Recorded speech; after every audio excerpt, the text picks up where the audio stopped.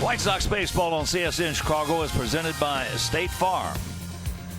And we are coming to you from beautiful Comerica Park in Detroit, where this afternoon CSN presents White Sox baseball. So Jose Abreu, Avi Garcia, and Ricky's boys as they get set to butt heads with Miguel Cabrera and the Detroit Tigers. Hi, everybody, and welcome. I'm Ken Harrelson with Steve Stone as we get set to bring you the first of this four-game set. As you know, Sox coming out of Kansas City, where yesterday we had a 3-1 lead going to the bottom of the eighth inning. Kansas City tied it up at 3. We come right back in the top of the ninth and scored 2, and that's what you really like to see from a young ball club. You give up the lead, you come right back and get it again. Well, this team keeps coming back this year, and yesterday was no exception, because after giving up and having the game tied, then the Sox just grounded out. Tim Anderson, who had singled with 1 out, winds up at third base in perfect position for the sacrifice fly. But not only is there a run scored, but Yoan Moncada tags up and goes into second base. That proved very costly to Kansas City, because Avi comes up, takes it right back through the middle. It's a fairly comfortable 2-run lead with Moncada scoring. And the boys did indeed shake off that setback, seeing the game tied, and went and got it. Well, the Tigers have also been making some moves towards the youth and towards prospects. And we got one of them. We're going to watch one of them today at third base for them. We are. Jeimer Candelario came over from the Cubs in a deal that sent Justin Wilson to the Cubs. He's a very good-looking third base prospect. Swings the bat from the left side. So far, he hasn't shown the power that he does have, but he will show it as he gets more comfortable. But they feel he's going to be the third baseman here in Detroit for quite some time. So that's what he's done with the Tigers. Hit .341. The power isn't there, but he's hit 5 doubles, scored 6 runs with on-base percentage over 400. You would say that the youngster is getting the job done. It couldn't come at a better time for these Tigers, who are rebuilding. Well, James Shields' last time out was just awesome, and he's going to be out there again today. James Shields dropped his arm angle, and since he did that, he's been very successful. Last time out, probably as good a game as he's pitched in some time against the Giants. But it's that sidearm fastball and his pinpoint control, which is certainly getting a whole lot better as the year moves along.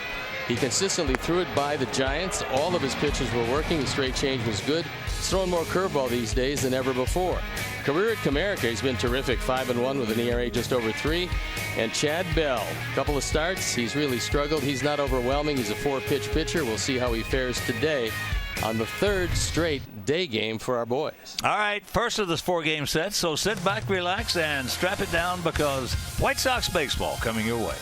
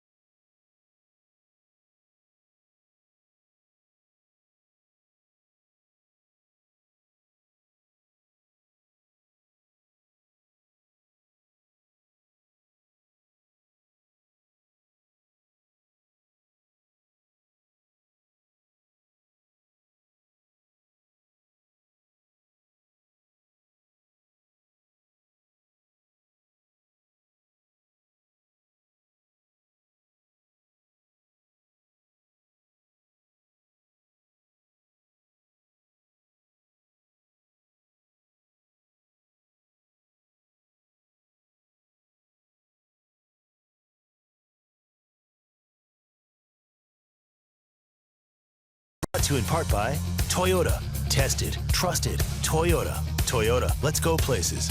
Blue Cross and Blue Shield of Illinois, through it all.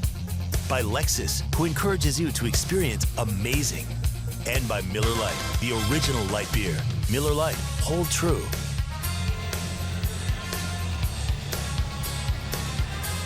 Welcome back to Comerica Park in Detroit on just a beautiful day for baseball. Early game today, and White Sox lineup brought to you by Webb Auto Group. For the best lineup of Chevys, Fords, Mitsubishis, Genesis, and Hyundais at the best price, go to webcars.com. That's how Ricky's going to line them up today, with Tim Anderson leading it off. Yoan Moncada, who's been swinging it pretty well lately. Then it's Abreu, still looking for 100 driven in. He's at 93. Avi, Matt, Tyler, Kevin, Allen, and Adam Engel in center field, hitting ninth, rounding it out. And the defense, and how they're going to line up behind Chad Bell. It's Presley, Jones, and Castellanos. You might remember Castellanos was a third baseman, now a left fielder, right fielder. Jamer Candelario, Iglesias, Romine, and Cabrera in the infield, with James McCann behind the plate. And our Lexus Experience amazing starting pitcher is the aforementioned Chad Bell. This is his third start, 22nd game, ERA at 5.79. He has yet to win a ball game. There you look at the rest of the numbers, as the Sox, who do hit left-handers pretty well, getting ready today for Bell. Trip Gibson has the plate. Chris Siegel at first, Brian Gorman, the crew chief, at second, and Dan Iasoni is at third. So they're throwing the ball around the infield. We're ready to play baseball. I'm ready to turn it over to my play-by-play partner, Ken Harrelson. All right, Stoney, thank you. And once again, good afternoon, everyone, and welcome to White Sox baseball. And before we show you our picks to click, you at home select yours. As first pitch to Tim Anderson, swung on. Put a good pass on it, just underneath it. Anderson comes in at 255, 16 homers, and 51 driven in. What wind there is blowing straight in from center field, but it doesn't affect it too much. Drops that one over at 80 miles an hour, and the count 0-2.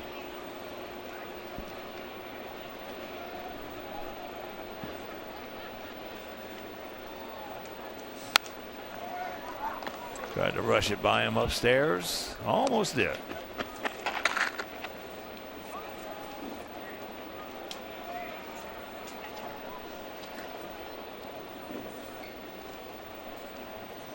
First of a 4-game set.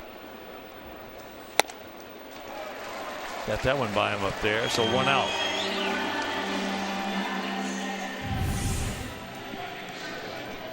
Well, he pretty much showed you at 0-2 where he wanted to go with Anderson, and that is up, and that time not only high out of the zone but outside.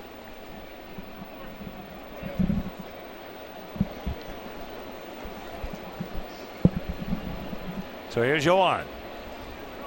207, 4 homers, 14 knocked in.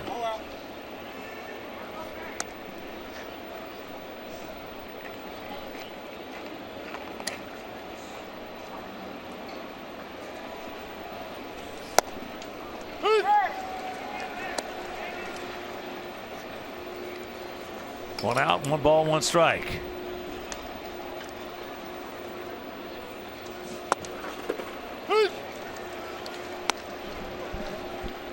Bell's not going to show you anything outstanding.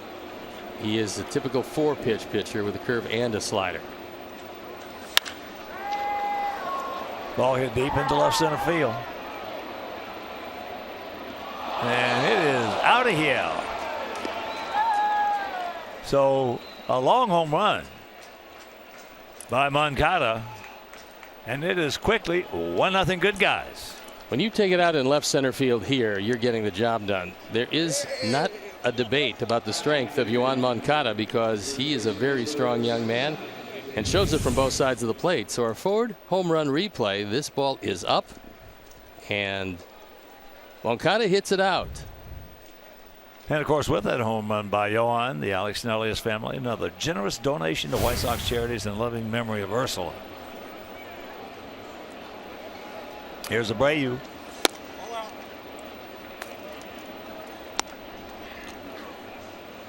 Abreu with 303, 31 long ones, 93 driven in.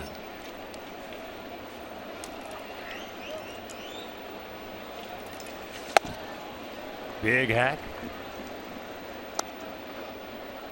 Abreu has faced Bell twice. He's 0 for 2.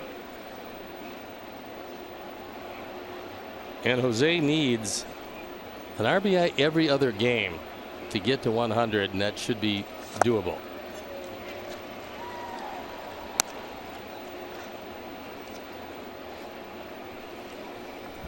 Outfield shading Jose a couple of steps to right center field. Not a severe shift, but the gap is in left center if he can get out ahead of one.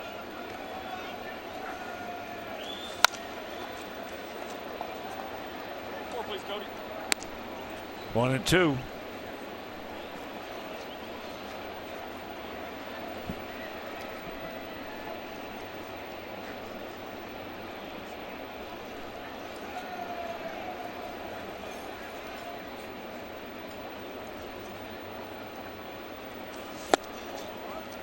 And 2-2.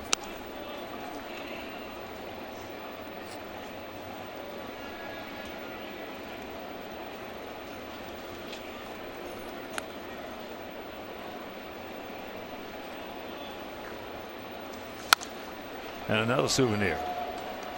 Well, in an effort to get there this year, the Cubs traded away a couple of really good pieces from a very productive farm system. Eloy Jimenez comes to our ball club, tore it up in the minor leagues this year, and Candelario for the Tigers looks to be their everyday third baseman for some time.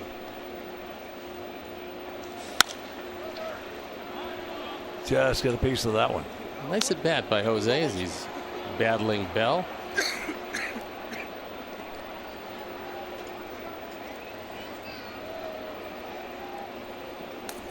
Last 7, as you can see, Jose is really heating it up.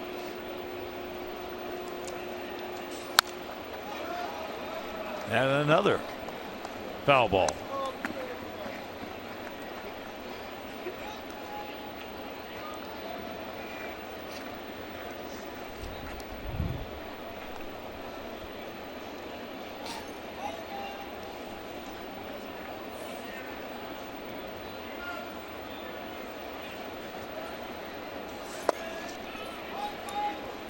The count goes full. I'll tell you, I am so proud of Jose. After just a horrible, horrible start,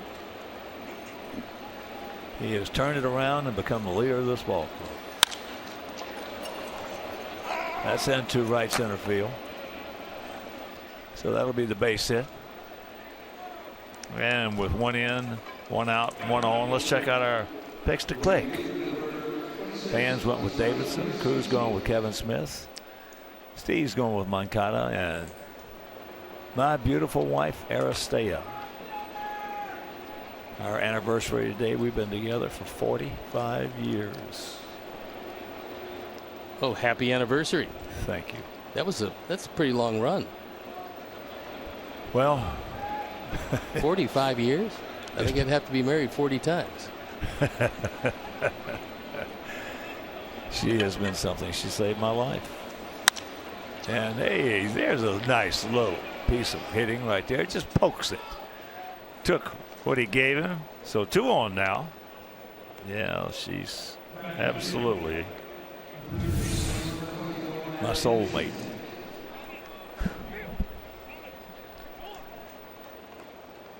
"45 years. I'm sure, and I don't know this for a fact, obviously, but I'm sure there has been nary an argument in 45 years. Just everything coasted smoothly. Well, I got some great advice from one of my dearest friends. He said the worst thing you can do is argue with your wife, especially if you win one.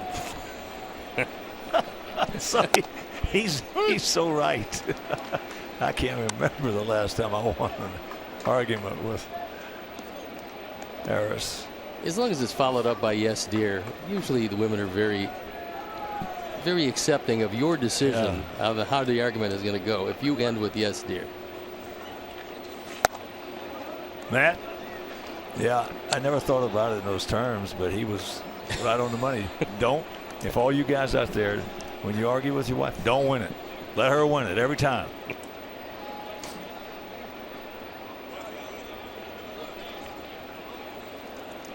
Outfield straight up, spread out. Sox have won 4 out of the last 5 ball games. And as we mentioned at the top yesterday, was just, boy, you couldn't write a better script. You want to see what your kids can do once they have a lead like that, blow it late in the game. If they're going to fold it up or what. And they came right back with 2 in the top of the 9th to win it 5-3.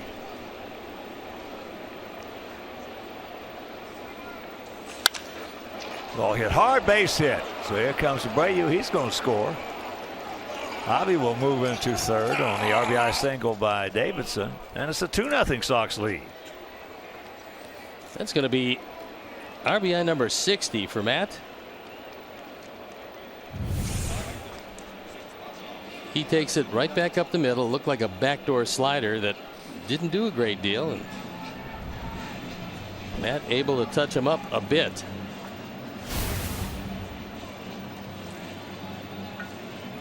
So you got a meeting at the mound. Trying to settle down his young left-hander. That's Rich Doobie, the pitching coach. And Trip Gibson wants to break it up. Yoan cooling off Jose, who's been red hot for the better part of the last month and a half. So I'm not sure you can get him all that cool, nor would you want him cool with just 16 2/3 games left.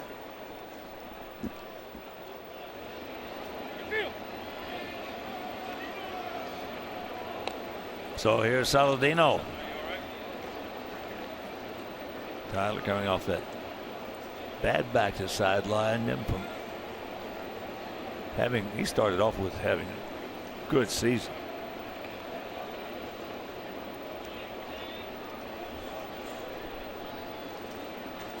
One thing that's nice to see is he has never allowed his lack of offense over an extended period of time since the injury to affect anything that goes on in the field, because yesterday he made a couple of sterling plays and he's given you great defense and he's played a number of different positions. Well, the guys with the best baseball acumen on our club are Sanchez and Saladino. Yeah, they are. Tyler, yes, they had a big 2-out RBI single.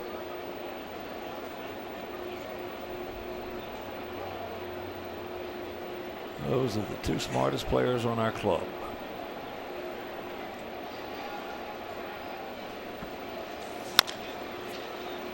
Yanks that one foul. There's a few teams that wanted Chad Bell as he was a free agent. He's a very young pitcher selected by Milwaukee 2007. Didn't sign. That was the 25th round.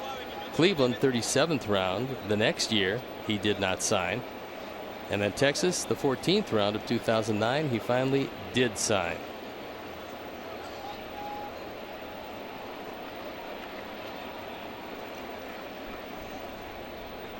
Pick him up, Tyler.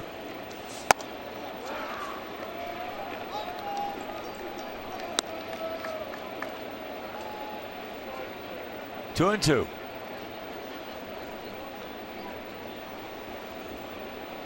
$71 as we speak. It'll be 4 beautiful days here in Detroit.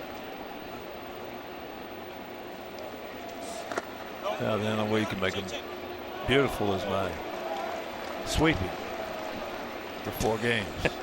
Yeah. Otherwise, it'll just be 4 good days. Well, Tyler got rung up by Chris Siegel. They appealed to first base, and Chris said he did indeed go. It didn't appear that he did, but because in this case, Chris Siegel has a deciding vote. And Tyler, most unhappy with that. Didn't look like he swung at all. That's not even close. No, it really wasn't. And unfortunately, he's on the bad end of that judgment call. That is not even close for Siegel. That's bad. 1 out, man on third. And first. Wow. That was so bad a call. It was hard to miss it. Well, I do know one thing. He didn't swing, and Tyler, who never says anything, I very rarely see him complain about anything. He had a few words he was muttering in the direction of Siegel, but of course stayed in the ball game. Man.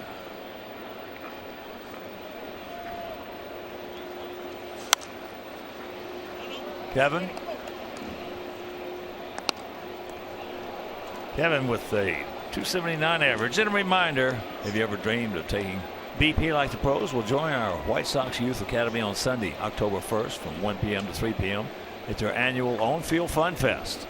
Now, kids ages 5 to 18 can take live batting practice, warm up in the bullpen, and much, much more. So space is limited. Visit bullsoxacademy.com/funfest to register today. Just fighting that one off. Count hangs at 0-2.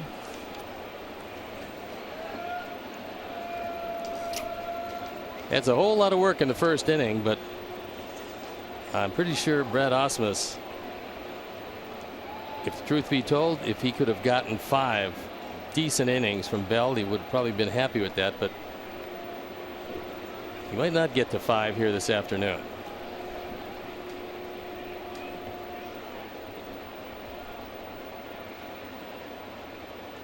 Now field just slightly to the right, as they should be,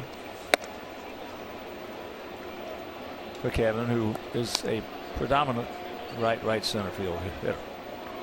He's been taking as he's gotten more comfortable and getting a little more play, he's starting to take a few balls to left and left center, but primarily he wants to hit him to the off field, and that's how the defense is stacked. But the infield is straight away.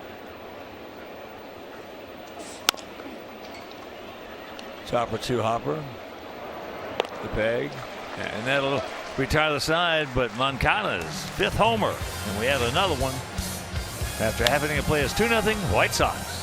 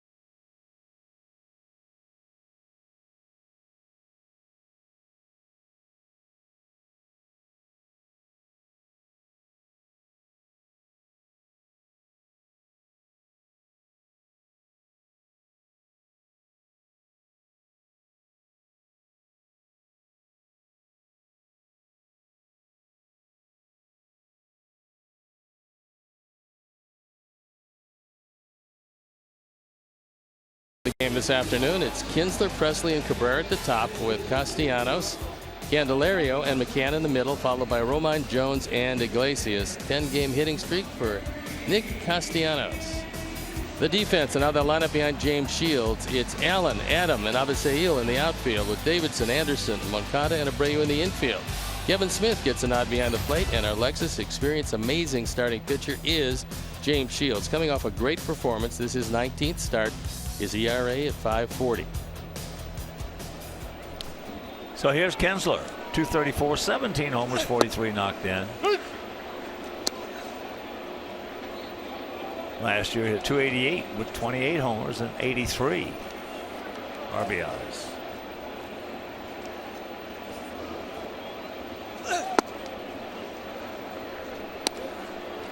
I mentioned our club hitting at 257 coming in with a 4.00 ERA. Tigers hitting at 259 with a 5.22.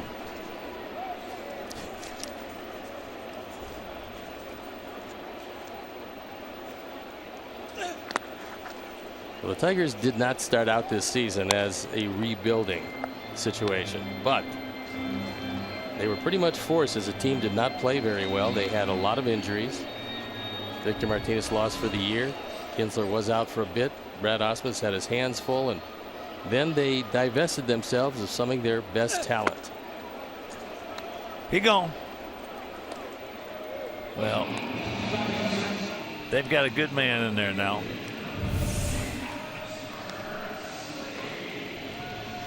Good off-speed pitch, and he had Kinsler well out in front, expanded his strike zone, and down on strike. He's entirely different than his predecessor. You talk about Al. Yeah. Avila opposed to Dave Dombrowski. Yes. Well, he inherited a situation that was advantageous at the beginning, but because they had gone for it and traded away a lot of young people, there was older players with big contracts. Big contracts. And when they didn't perform, now you have to unload, and it's difficult to get a great return back.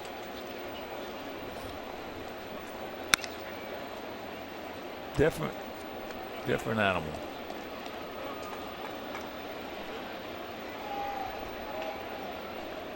When I won the count, Alex Presley, .253 career hitter in his time in the big leagues.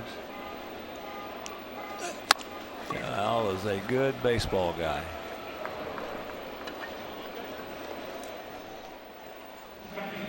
Two down. And for the first time ever, our White Sox are offering a limited edition cancer ribbon White Sox cap. Now, a portion of every cap sold will aid White Sox charities and Rush University Medical Center in supporting cancer research. So caps are available in the park, also at the Chicago Sports Depot, and online for a limited time. So visit chicagosportsdepot.com. Cabrera has always had good luck against James Shields, so it's nice to be facing him with the bases clean.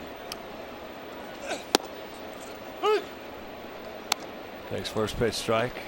Most of the American League pitchers have gone after Cabrera consistently inside this year, and that's why the batting average is sitting there at .246. That and assorted injuries. Well, the better the hitter, the more you got to pitch them inside. The better the hitting team, the more you got to pitch them inside. You look at the numbers career-wise against James; they're pretty good. And if you consistently stay away from Cabrera in this ballpark, he's going to kill you, because all he does is reach out and flick it into those right field stands, which he can do very easily. Well, he's got 538 home runs.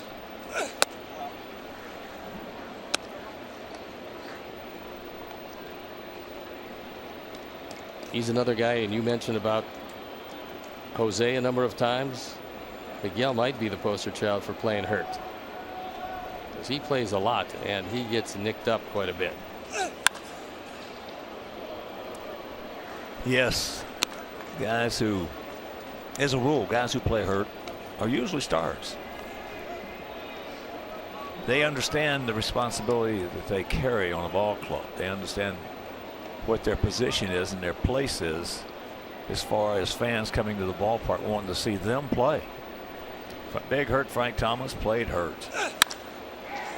And he just absolutely just got that mastered down.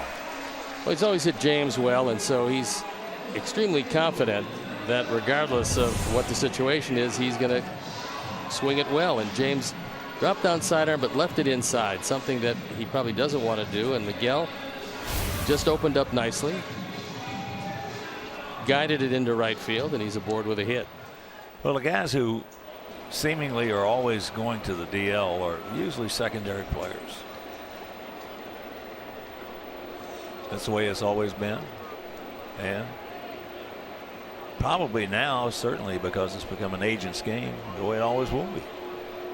You certainly can't become a star on the disabled list, and so these guys that are striving to be stars, they're going to get out there and play a lot. Well, it's hard to hit or pitch sitting on your behind. It is that. Nice conversation between two very talented, two very large first basemen, Ryu and Cabrera.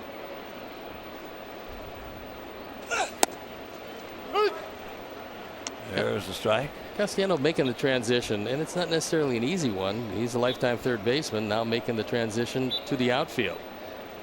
So with J.D. Martinez being traded and Candelario being acquired. That leaves Castellanos as an outfielder as opposed to a third baseman.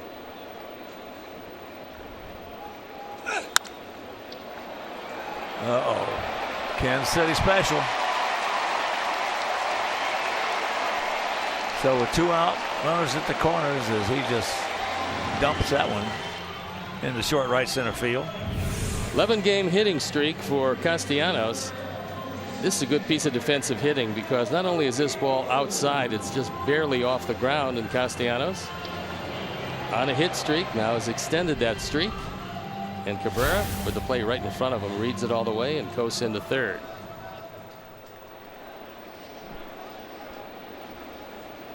Castellanos was 2 for 19 against Shields before that at bat. Well, that's when you being dominated by a guy like that. You got to change your approach. You got to do something different. Yeah, you can't just keep going 0 for every game. No. As here's Candelario. He will use the whole field, and he will hit for power eventually. But as you can see with the Cubs and the Tigers, 1 home run, 6 driven in. But he's still a very young third baseman. And because he's a switch hitter, get a chance to get very good. Look at this. Oh, yes. Oh, my goodness. Yes. What a play by Tim Anderson. You got to be bleeping me.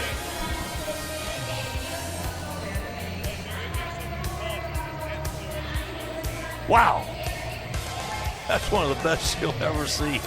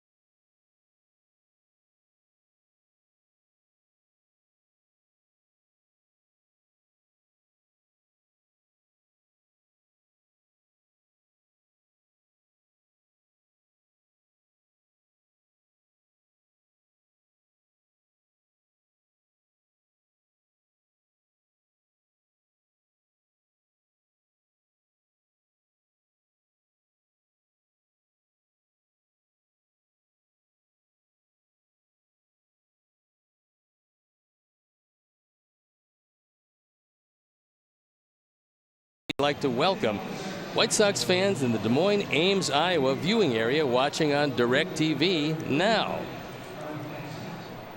What a play by Tim Anderson. One of the greatest catches you will ever see a shortstop make. Well, between all the athleticism that we know that he's always had, you have to factor in that he is completely impervious to any fear going after every fly ball, because I got to believe if you don't call him off, he's going to go to the fence to catch one. That was an amazing play there. Yeah,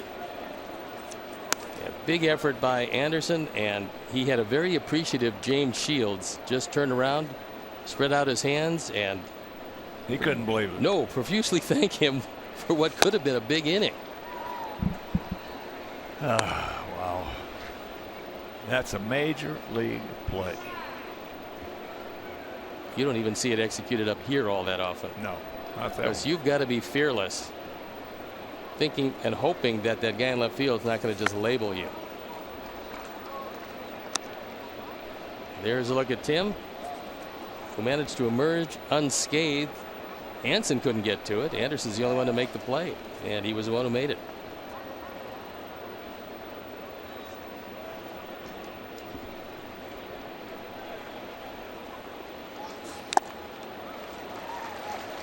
One out. Yeah, it appeared. Now, you're constantly hearing players, you're constantly hearing about announcers, everything. This is one of the toughest parks in baseball for some reason to pick the ball up. Well, certainly during the daytime when you got a lot of people wearing some white shirts, you never know how the ball's going to come out to you. But yeah, I would understand that it would be pretty difficult. That has popped up. Second baseman Romine makes the catch. 2 down.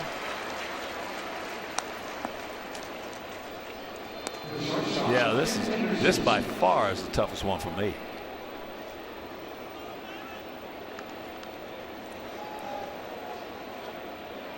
There was a very tough one when Montreal played their ballpark during the daytime.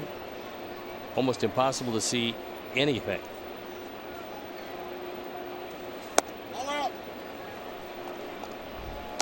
Tim struck out his first trip. Struck out on a high fastball.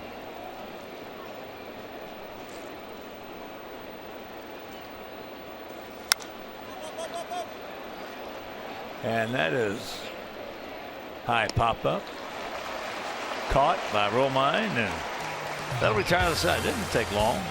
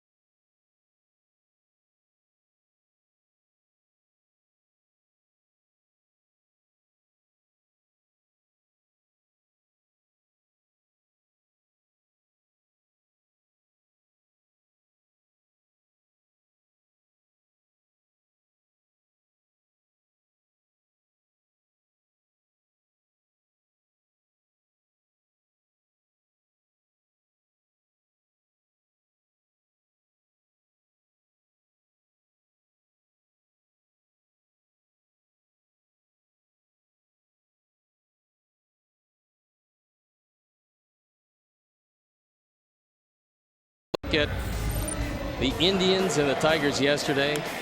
Last out of the game, Chisenhall takes it right off the grass. The Indians secure their 21st win. Cody Allen making it happen, as are the Indians. Our greater coverage of baseball shows you during the 21-game streak, Indians hitting just .305, averaged a little over 6.5 runs. Run differential has been ridiculous at 104. There you look at the rest of the numbers, and the Unlimited Baseball Break is brought to you by T-Mobile. Here's McCann. James McCann, the catcher. 27 years old. Well, when you look at the streaks like that, it's just an amazing accomplishment because of all the variables that come into play. A lot of people, not as many as there used to be, because their fans are way more knowledgeable now, but a lot of people don't understand how tough it is to win a Major League Baseball game.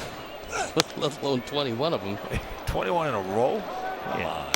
That's crazy. That's insane. Well, you got, if there's ever a perfect manager for it, you've got him there. Plus you have the pitching to make it hold up and just enough offense to occasionally bust things up if the pitching has a letdown, which they don't seem to be doing much of. Nice little Cantini bounce. 1 out. Well, since Terry Francona had his heart procedure done, they have played at the pace of 43 wins, 16 losses. Yeah, but you know, they've had so much luck. That's deceiving. They just seem to start a better pitcher than you on a daily basis. That's kind of lucky. Well, it's like they used to talk about Koufax being so lucky. Nobody hit when he And pitched. the reason that hitters just didn't feel like hitting the day he pitched. Which is a good thing. And look at that. Good effort right there by Timmy. Romine is aboard. Another big effort by Anderson. Romine is their jack of all trades, taking it up the middle, past the diving Anderson. This was a rocket by him. Romine's another one of those guys that can play anywhere, give you a solid effort, and not great with the bat, but swings it certainly well enough. Here's Jacoby Jones.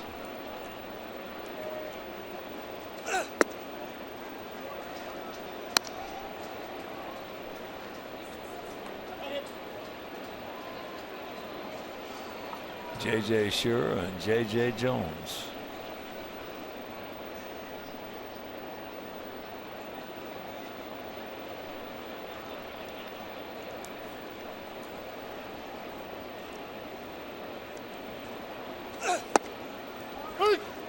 There's a strike.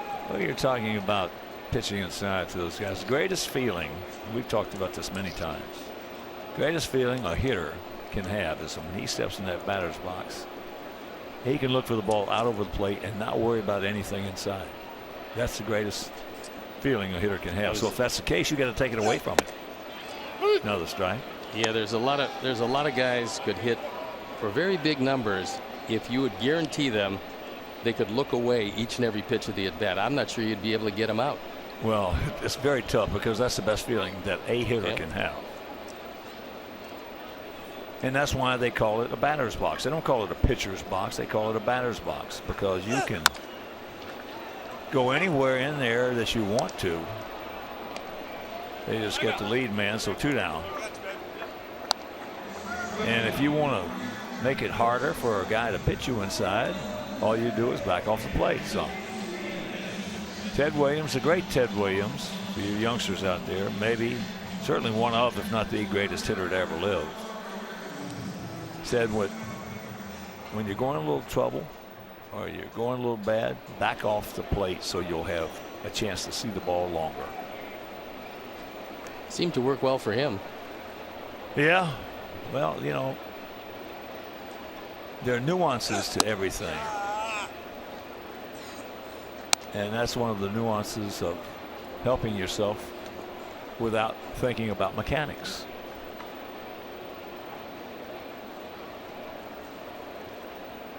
Thinking mechanics is problems. Thinking out in front of the plate is solutions. Behind the plate is problems. In front of the plate is solutions.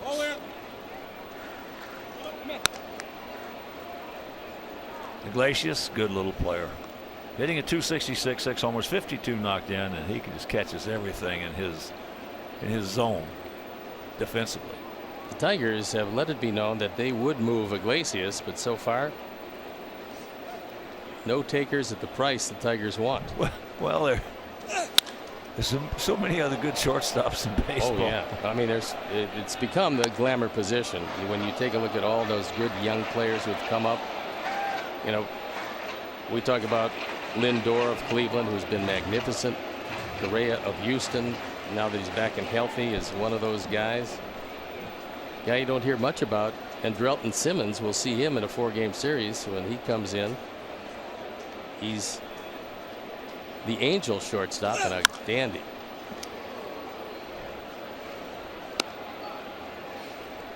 Yeah, the shortstop position is phenomenally blessed with talent. James at the 30-pitch mark.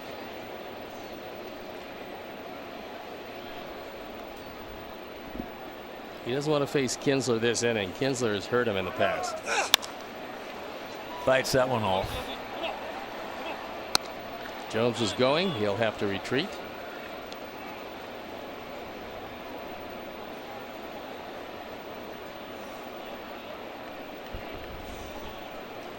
Yeah. Andrelton Simmons is third in the WAR statistic. 6.5. Being third among shortstops is pretty impressive.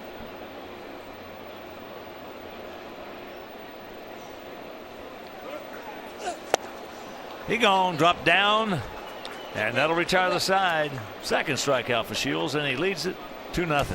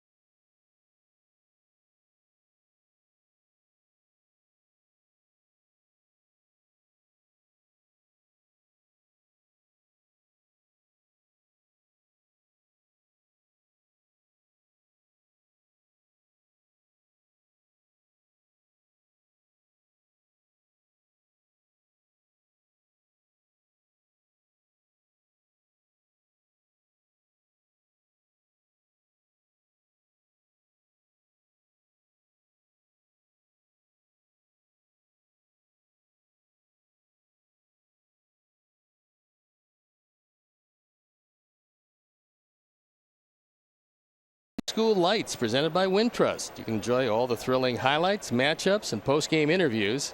That's tomorrow at 11 p.m. on CSN or stream live at csnchicago.com/watchlive. Top of the third inning, and here's a man who got us on the board in the first with his 5th home run. Mancada.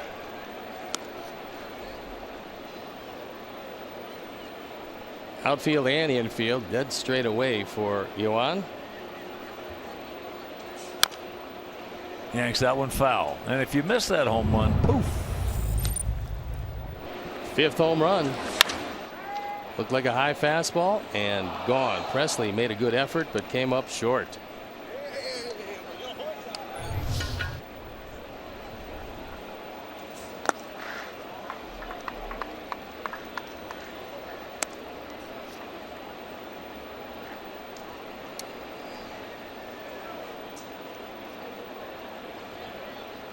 One-two pitch.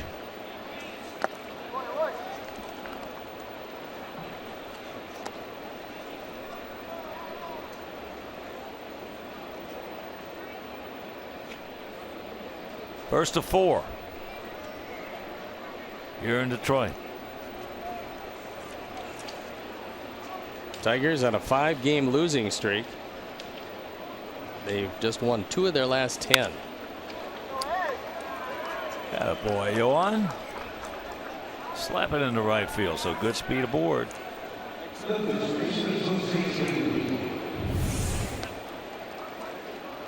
He just reaches out, takes that breaking ball and punches it into right field. That one didn't do a great deal, and when you're trying to throw a backdoor breaking ball, you want to try to time it if you're a pitcher so that the descent is at its strongest point as you shave off the outside corner. That one just stayed outside and rolled, and Yoan took advantage of it. There's Abreu. He singled his first trip and scored.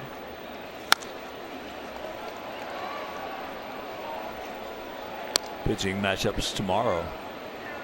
Carson Fulmer, who was just really good his last outing. Oh, that was really an impressive outing and something he truly needed. First 6 outs recorded by strikeouts. Yeah, very impressive. And 9 for his outing. As that's in the center field.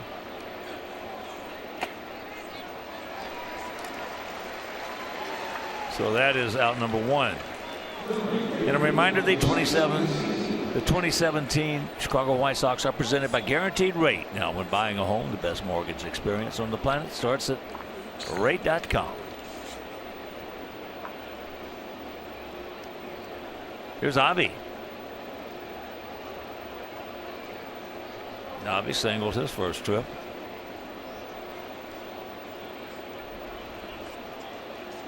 Four of our 5 hits came in the first inning, 4 in succession.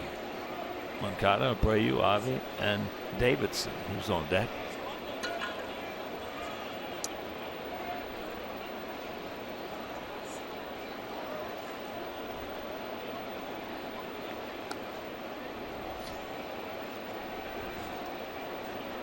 Yeah, the next 3 days we're going to run Carson Fulmer out, Ronaldo Lopez. And to be announced for us, they're going to run Sanchez, Jay, and Matthew Boyd out there.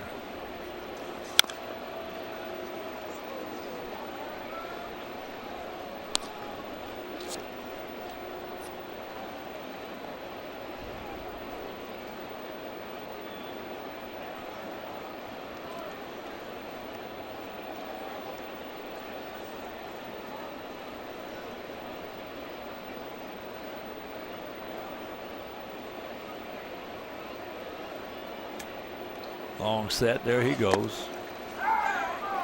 No chance. There is no doubt, and you can't really tell the configuration of the ball club next year, but Moncada can steal 60 bases if he so chooses. He's got that kind of speed. But more important than speed, he's got great first step acceleration. Yeah, but the one fallback so far that we've seen is he does not have a real good technique. No, but again, I mean, he can learn. At his age, he'll figure that out, because I think he's got stardom written all over him. Just a question of getting the at-bats or the reps, as they say. Get the reps. Now pick him up, Bobby. The 1-1 pitch. Goes Avi's way, is 2 balls and a strike. Yeah, the technique is the key. If you have a real good technique, you don't have to be fast.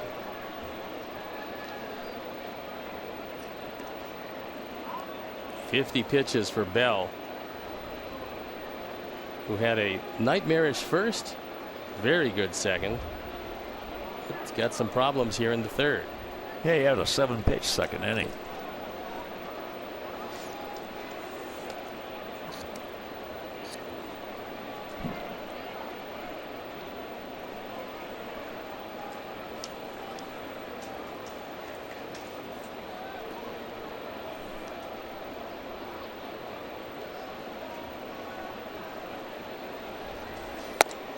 Three and one.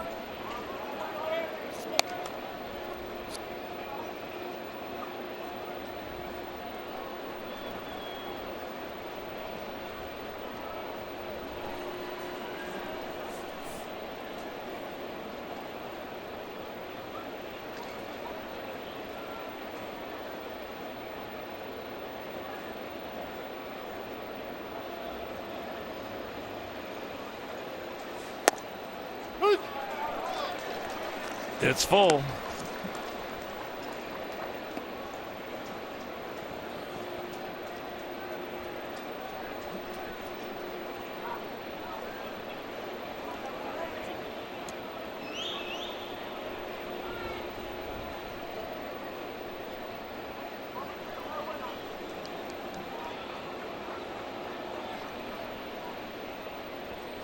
And the payoff. There's ball 4.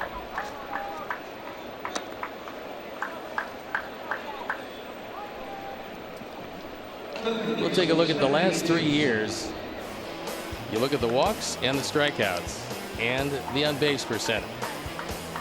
So you can tell drastic improvement on the on-base percentage this year. Strikeouts down a touch over last year. But just every aspect of Bobby's game has improved.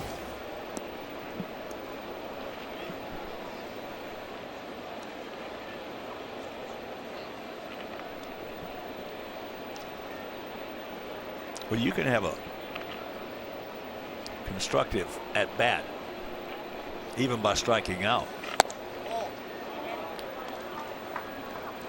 if you have an approach, if you have mechanics. Now last year we saw him strike out on some very bad pitches. He did that. Not anywhere close to that this season.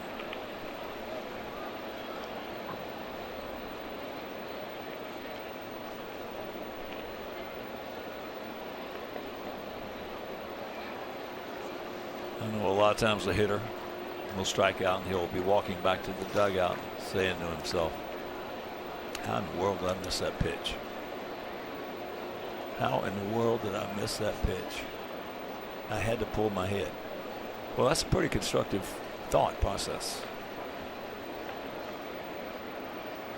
Matt with an RBI single. You've got that instant, that fleeting moment when you get a pitch to hit and you don't hit it, and if you waste it by throwing the bat down a helmet or getting upset, then you lose that learning moment. When I say learning moment, that moment you can learn from.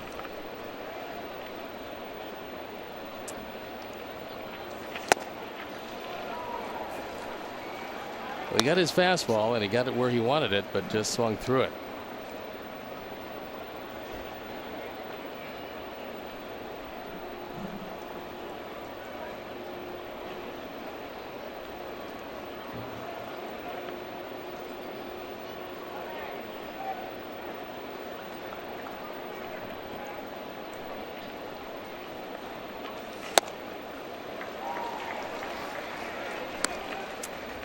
Two and two. With 1 out, 2 on.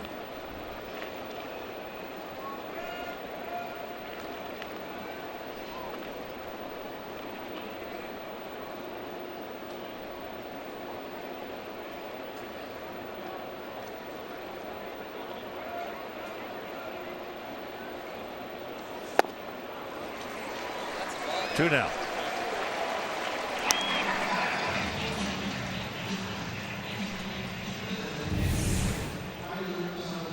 He got up 2-0 in the at bat and swung through another fastball. Well, here's Tyler. He was called out on a terrible call by the first base umpire. Chris Siegel on a check swing. That was with a man on first and third and 1 out.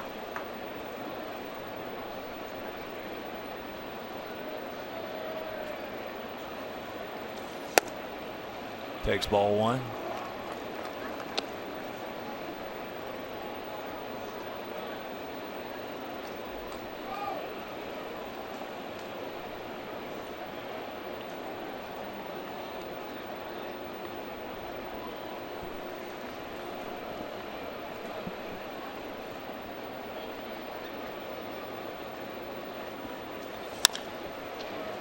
That's in the center field. That's a can of corn.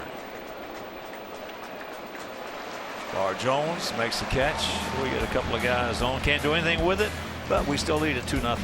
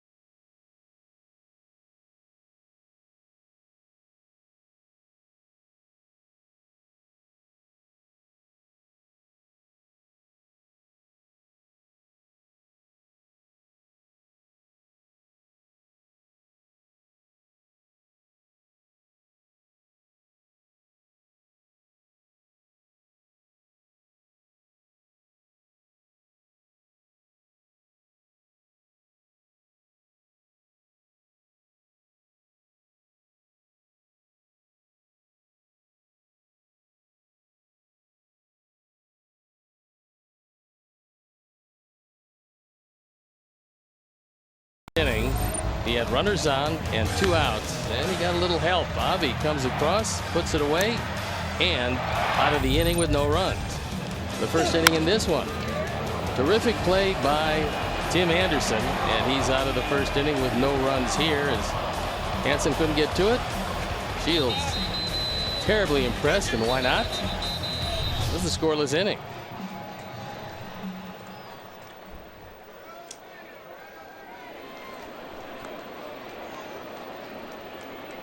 So here's Kinsler, leadoff hitter, struck out. Presley on deck, Cabrera in the hole. He's at 4 home runs off James during the course of his career, so he's been a very good matchup for him against Shields. James got the better of him leading off the ball game.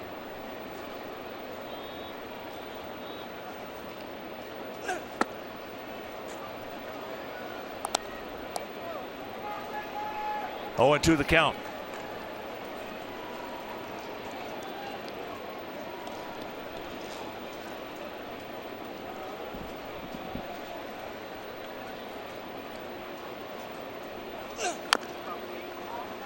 Just got a piece of it. 2-5-0 for our Sox. 0-3-0 for their Tigers.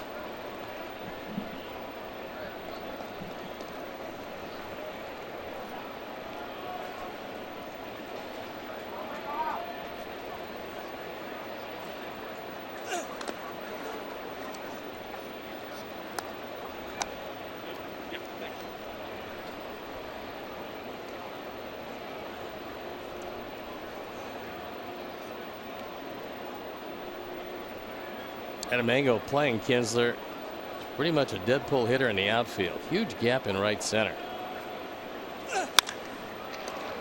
That's a hang whoop for Kinsler. A rocket right to Davidson.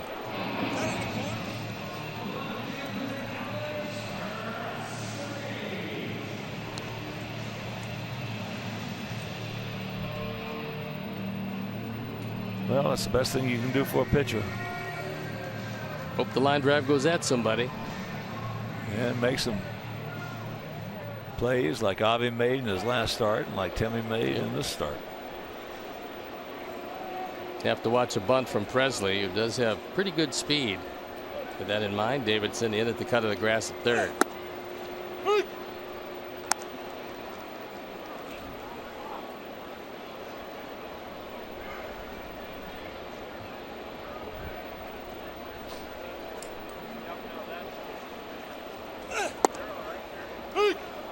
There's a strike. Presley grounded out to Abreu at first base.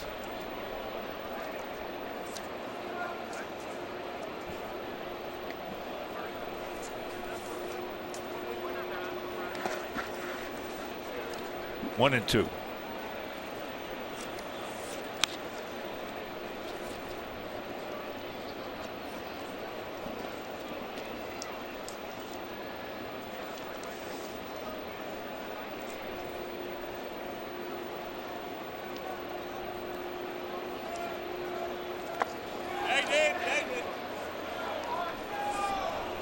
Rings him up. The moral of this, what we've seen so far, is don't have a check swing. We'll take another look. This is how Dan Iasonia saw it. And he did ring him up.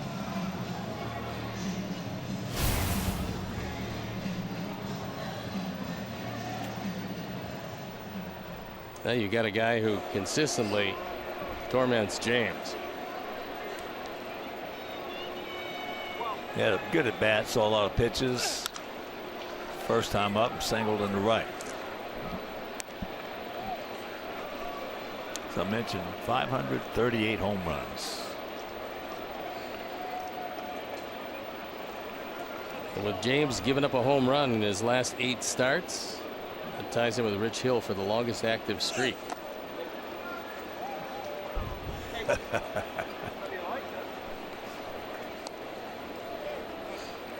As you can see, Cabrera, very strong hitter to right field. And if you throw him off speed breaking stuff, he'll hit it to left.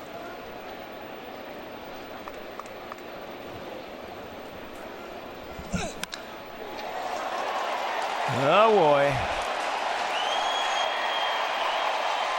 That's a 2-1 ball game. What a hitter.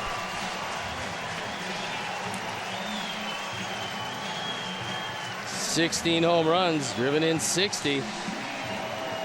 When you see a guy well, as Cabrera does with James, you make any kind of mistake and he's going to tattoo it. He had a defensive swing the first time, but our forward home run replay, when James drops down sidearm, if he leaves it over the inside part of the plate, good hitters will hit it awfully hard. That fan very appreciative of the souvenir.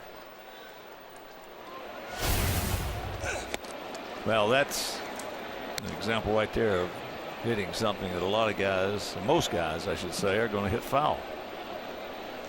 He hit it hard and kept it fair. He reached down on a pitch inside and did not get the head out all that quickly.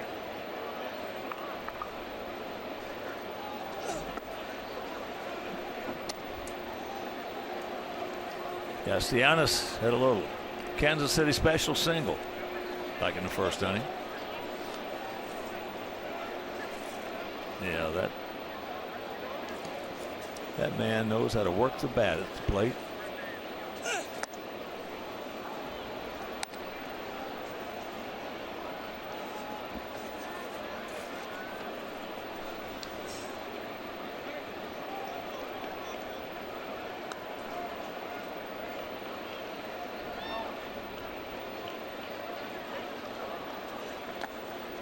And for me, he's one of the 4 greatest right-handed hitters to come into the league in the last 50 years.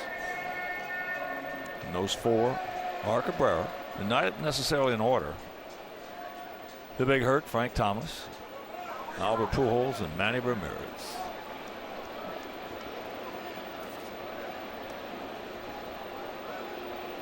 The oddity is all right-handed. Yeah. There's that ball hit well. And we are tied at 2.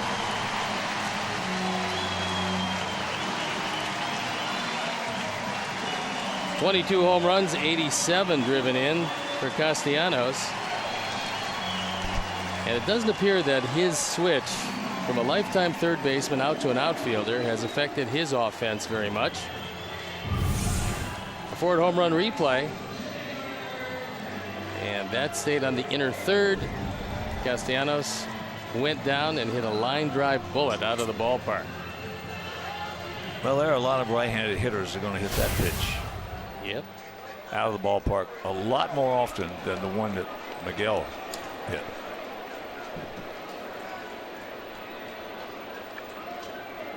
So 2-2 tie. Candelario can't get it. He was robbed of a base hit on a brilliant play by Tim Anderson.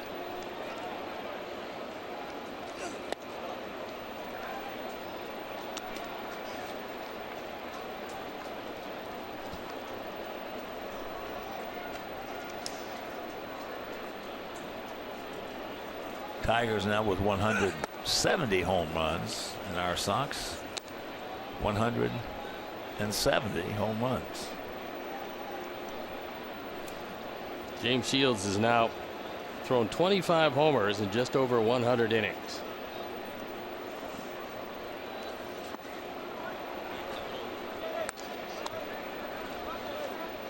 Well, the Hall of Famer Burt Blyleven threw 50 one year. Of course, he had a few more innings pitched. Just a few. You give up solo home runs, normally it's not that bad. They usually don't do you in, except in an end of the game situation. But early solo home runs, you're going to give them up. Just make sure you don't walk anybody in front of them. And James's control usually is very good. He gone. But back-to-back home runs by Cabrera, Castellanos, and we're tied at 2.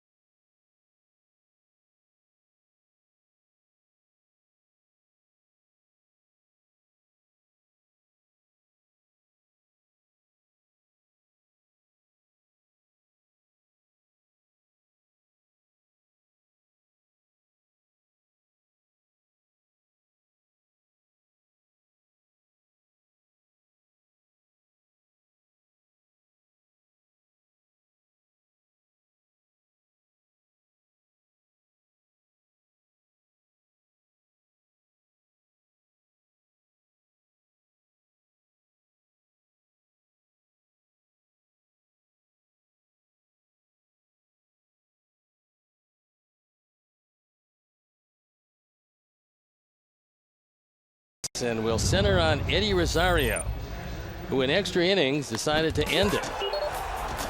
And this is how he did. Exit velocity 106.5, 35-degree launch angle. Just enough at 415 feet. And the Twins win a big ball game. Trying to get to the postseason. If they do, they're going to have to do it with offense, and Rosario supplied it last night.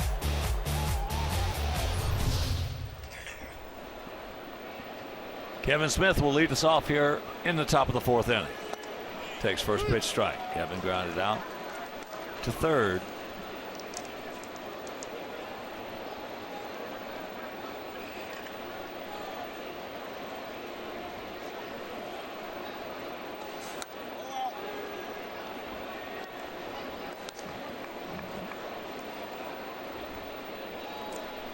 One and one to Smith.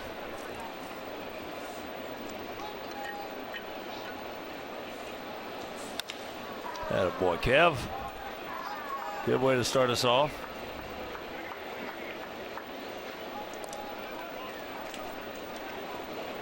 And Sox fans, join us as our Sox take on the Kansas City Royals Saturday, September 23rd at 6:10. Now, the first 20,000 fans will receive an Orgulo Sox Stalker style jersey in honor of Hispanic Heritage Month presented by Coca-Cola. So to purchase those specially priced tickets, visit whitesox.com/Orgulo.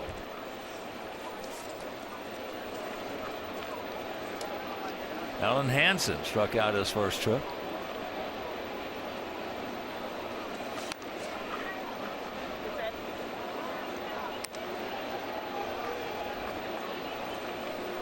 Good idea, trying to bunt for a base hit, putting the pressure on Candelario, but it was not between the lines.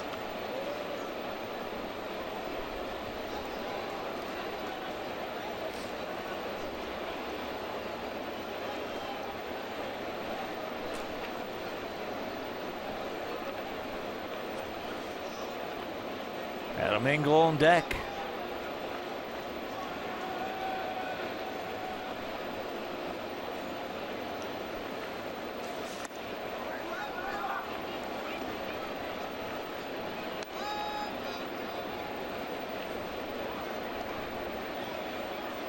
Two 6-0 for our guys. We've stranded 4. 2 5-0 for their guys. They've stranded 3. But if you're just dialing in, back-to-back homers in the bottom of the 3rd by Cabrera and Castellanos.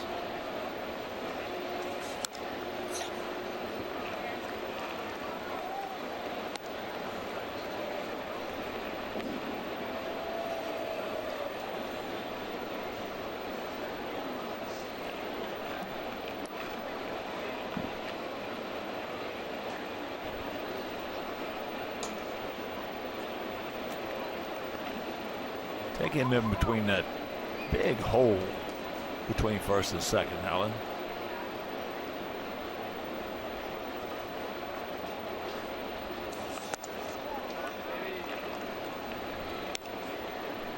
Tried to throw a fastball by him inside, but missed with it. McCann is a very good defensive catcher. Blocks pitches well. He's got a very strong and accurate arm.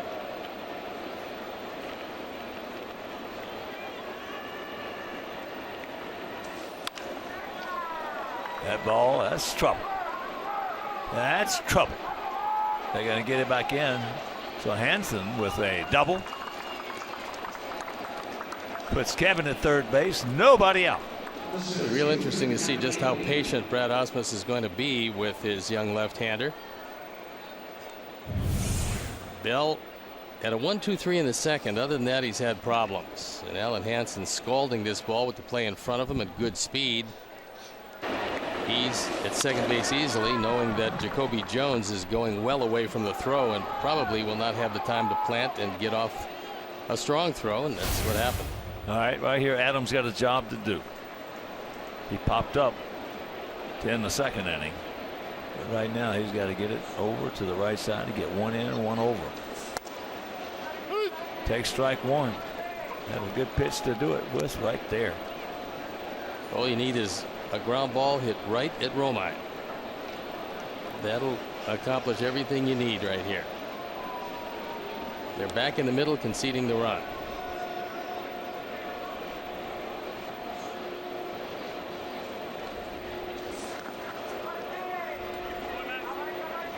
Or if he were more proficient, just a little push bunt to Romine. It's a terrific play, especially with a left-hander on the mound. It's a great play. Yeah. It's an absolute sensational play. Can't beat it.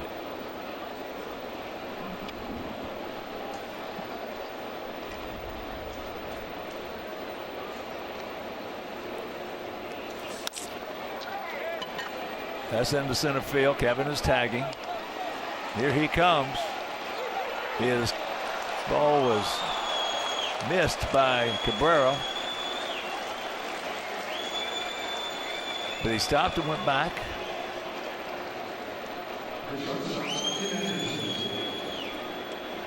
So 1 out.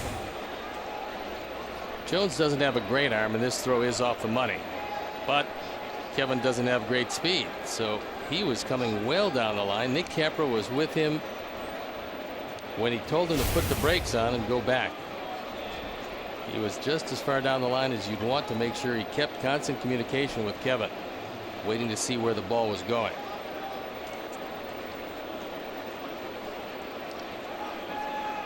So here's Anderson, a strikeout and a pop up to second. Yeah, the way he came about the first 25-30 feet looked like he was going to give it a go. Probably would have made it.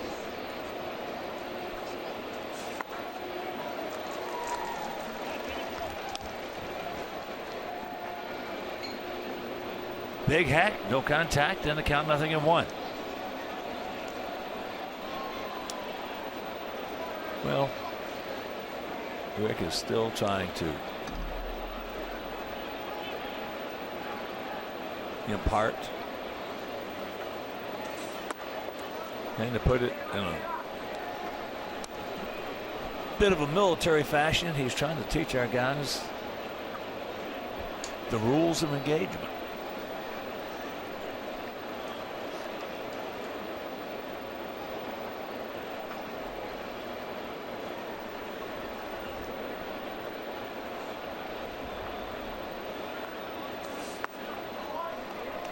And that goes with reading a scoreboard.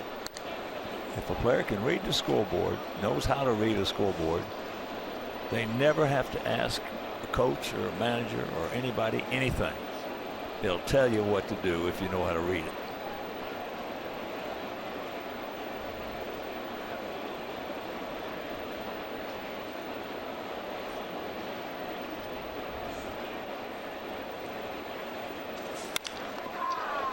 Attaboy, Timmy. That's going to score a pair. And it's a 4-2 Sox lead. Timmy has really been swinging that bat. He's got 53 driven in. Almost knocked Bell off the mound as Tim takes it right back through the middle and just misses getting a piece of Bell, but fortunately it did miss. Ball winds up in the outfield, and the Sox retake the lead. Well, that's the thought process that you got to have. And what that does, if you have that thought process, that makes you stay on the pitch and the ball longer. And you have a better chance of doing just exactly what he did. And that's knowing, so to speak, as I just mentioned, Ricky, the rules of engagement.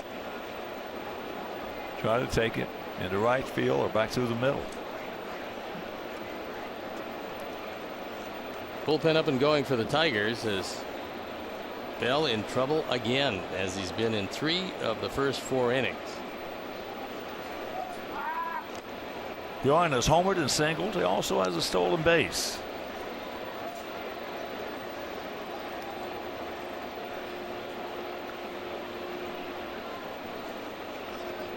Tim is 11 for 12 in that category. Get through. Off the glove. So Timmy will move into third base. And that's a base hit, the third for Moncada. Romine just got the end of the glove, and here comes Ausmus. This is going to be the last pitch that Bell is going to throw today as Moncada keeps his perfect day alive. Good effort by Romine. He cannot corral it. And that will be that.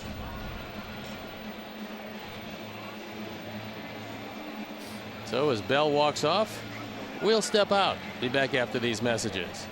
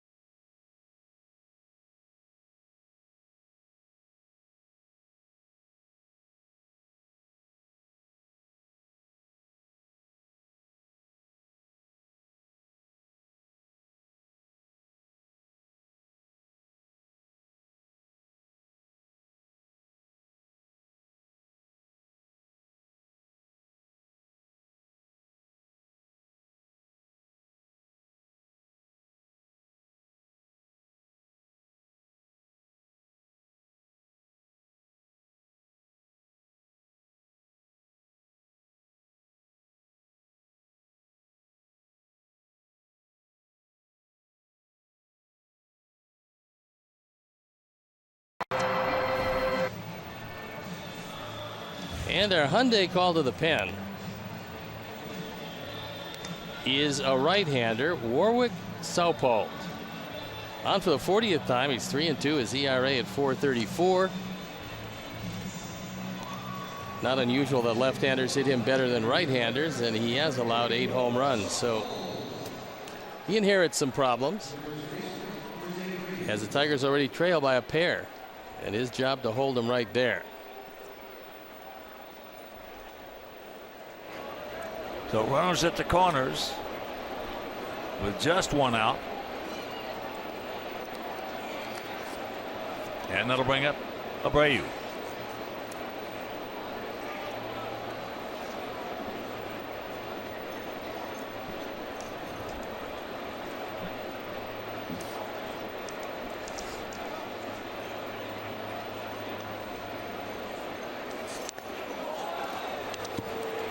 Well, McCann moved inside and they got it in there. Unfortunately, Jose does not have the opportunity to drive home run number 94 in his pursuit of 100 as that fastball gets him off what appears to be the left forearm. So that'll load him up for Avi. Avi has singled and he has walked.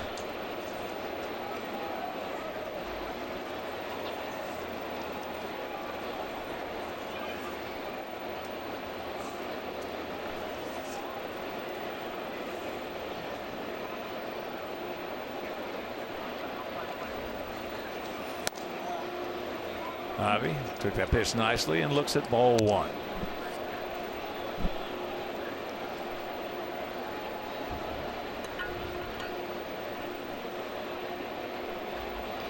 Well, the next grand slam will be the first for Avi, who's done just about everything that you could have asked this year.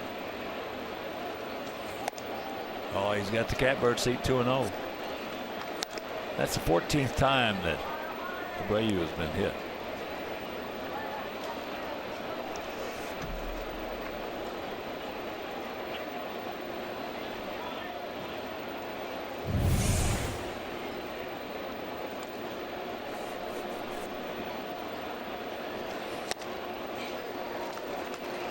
Big hack.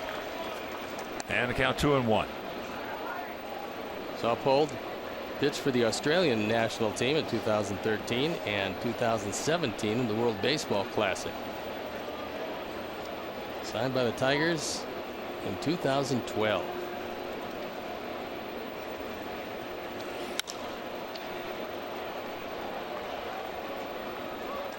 That evens the count at 2. Yeah, softball is not going to overpower you. You might get yourself out. Yeah, he has got to trick you.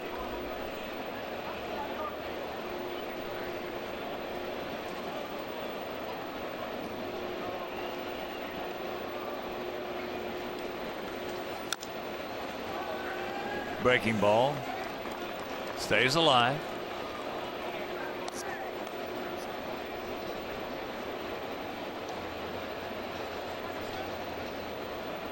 First of a 4-game set.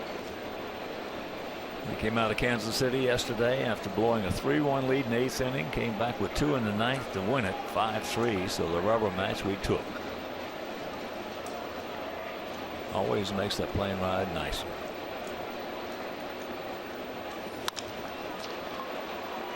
That's off the glove. That's going to score a pair, and it's a 6-2 ball game. Well, if you go by the hop, that should be a hit. Yep. Because it took a bad hop. Yep. And it just ate him up, and we'll have to see how it scored. I would think it would be a base hit, but there's been no ruling yet.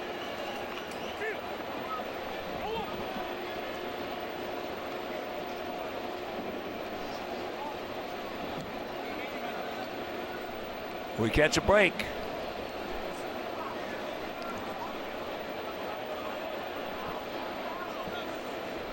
They still have not ruled on it. But we have the runs. They're not going anywhere. No, you can't take them off. So here's Matt. RBI single. He's 1 for 2. Stay with it, Matt. Matt really coming off the ball today. And they still haven't ruled. There was 9 hits up on the board before the Avi at bat. There's still 9, and there's still a 0 in the error column. I would assume it's one or the other.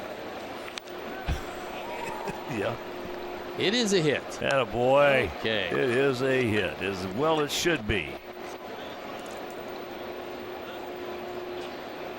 And 72 driven in by Avi, who continues his torrid hitting. And Matt with an 0-2 count.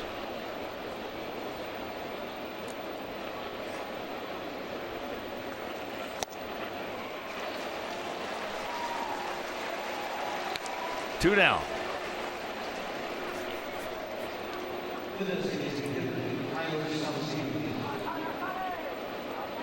It's hard to hit something you can't see.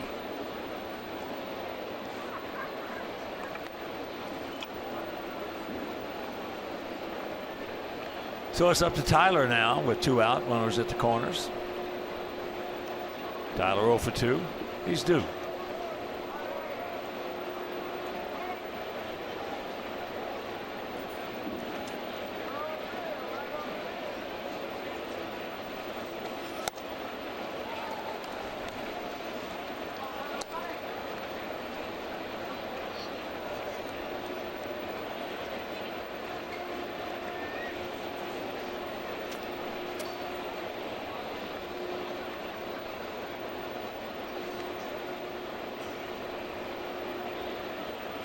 There he goes.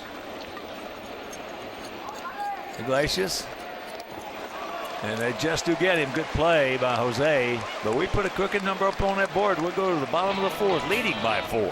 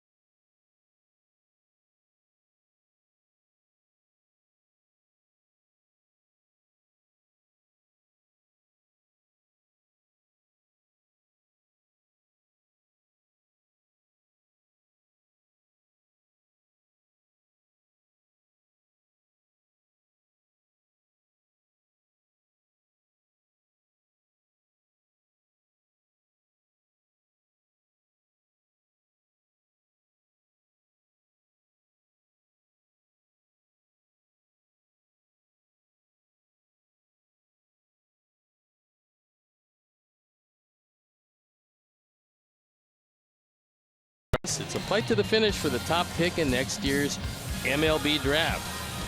It's supposed to be a very deep draft, the best in years. So join Chuck Garfien and Chris Kamka, along with Jim Callis, to predict who the White Sox will draft with their #1 pick. Plus, the incredible stat putting Abreu in a class by himself.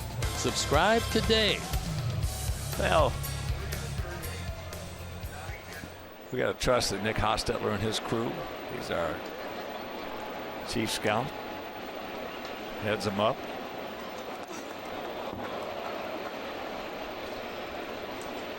As McCann gets out of the way of it.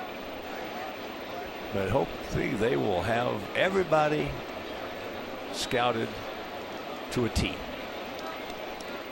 Well, certainly, and you having been a general manager and been around baseball for quite some time, as have I, realize how important it is to be able to scout your own system first. Well, if you can't do that, you're going to lose.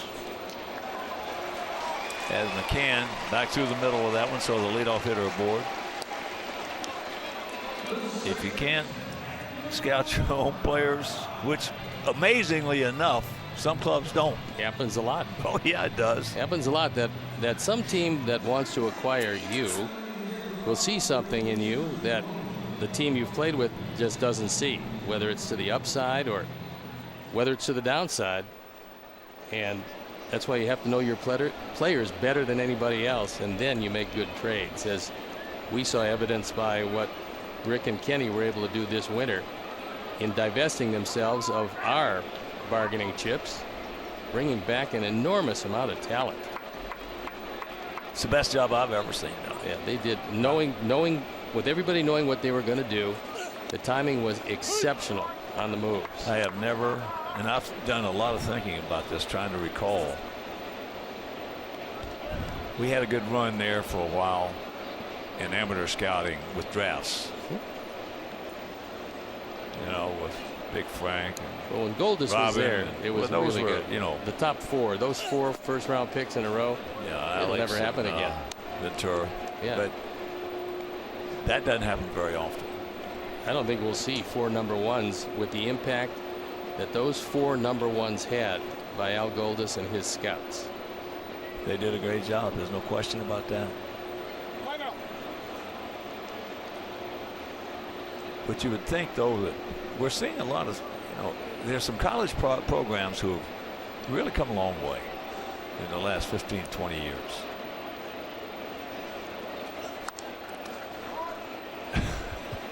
He didn't know where it was. Fouls it away and takes off. But we're still not seeing kids coming out of college and or high school, but especially college where they're older and everything. We're still not seeing a lot of guys coming out who know how to play. They have the talent, they have the physical skills, but they don't have the acuity. They don't have the baseball acumen. Well, look, you think that the high-level programs will have very good coaches, and you know, a lot of them have good coaches, but some of them don't teach near as much about theory of the game or how to play the game as they do looking at talent. And that's not only in college baseball, that's just about everywhere. That's in the major leagues. Talent, you know, the tools. Everybody that wants to scout tools are great. But it's not the whole story. It never was the whole story. Well, we're seeing something now with the Latin players coming into the big leagues. In my time zone, Latin players were some of the smartest players in the game. That no longer holds true. Coming out, they're not being taught, but you got to give them a pass only because of the fact they're getting here so early, so young. The Lions just going to take the out. They're bringing them up so quickly because they have so much talent.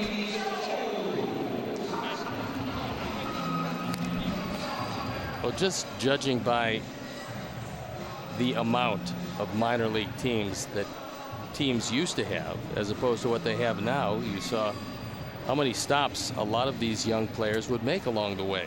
They might make 6, 7 different stops with different teams in different leagues Now you just don't have that many minor league teams. Well, you had not a lot, but back in those days in the 50s and 60s, you had a lot of guys that would come to the big leagues. Very seldom saw a young guy come to the big leagues. You had 16 teams as that's popped up right side. Abreu, he's good at those. That's 2 down. But you only had 8 teams in each league. Then you got 15 in each league. So the demand for the young talent is greater, certainly. But you saw back in those days, it was not uncommon to see 28, 29, 30-year-old guys come to the big leagues. Well, there's a really good one managing in Los Angeles by the name of Dave Roberts. And Dave Roberts was a nice player, but it took him 9 years to get to the major league. And that's kind of this generation. Years ago, it took Maury Wills, who was a star with the Dodgers, took him 10 years to get to the major league. Not anymore. I remember a pitcher came up with the Giants, Jack Sanford. He was a 29-year-old rookie who won Rookie of the Year.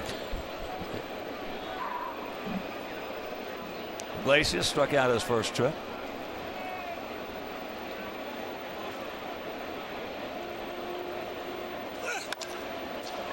That ball hit well into right center field, but we got a man who got a good jump, which he almost 100% of the time does. He makes the catch and that'll return to the side. We're into the 5th, leading 6-2.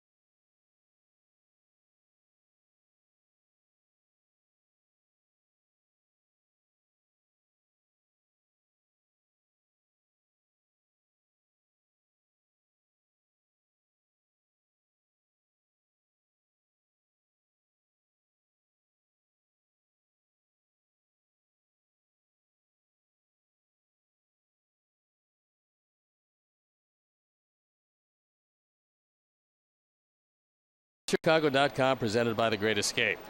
So whether it's pools, patio furniture, hot tubs, or more, escape your everyday. Shop The Great Escape.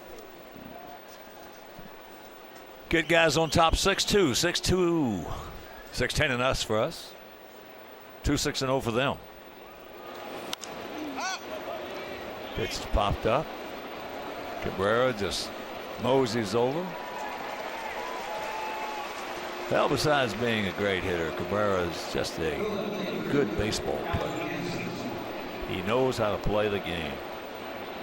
My partner, Paul Carrollson, is making his last trip through the American League. Here's a look back at one of Hawk's best games against the Tigers here in Detroit. It was July 7th, 1963. Hawk's first win at Tiger Stadium. Also the game in which he hit his first home run in Detroit against Frank Larry. That homer in the 7th inning started a 7-run rally which led to an 8-7 victory over the Tigers. And there it is. 1 for 3, drove in 2, scored 2, and fortunately it was my pick to click that day. You're so full of it. I remember that pitch. It was a hanging slider. Do you really? Yeah. Nice snap. 2 down.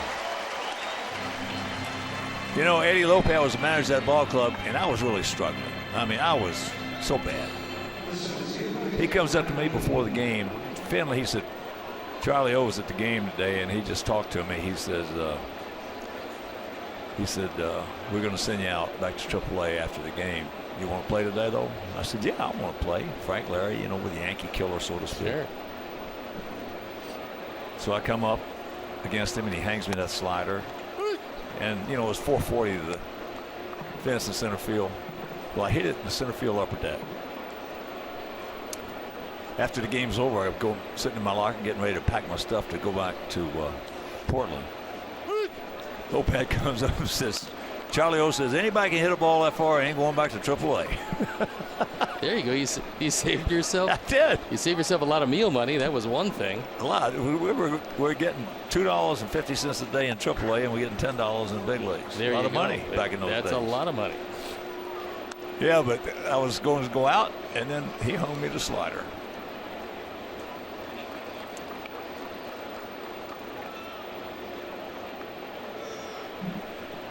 Adam has popped a second. Another snap. And a quick inning. We're halfway home, leading by 4.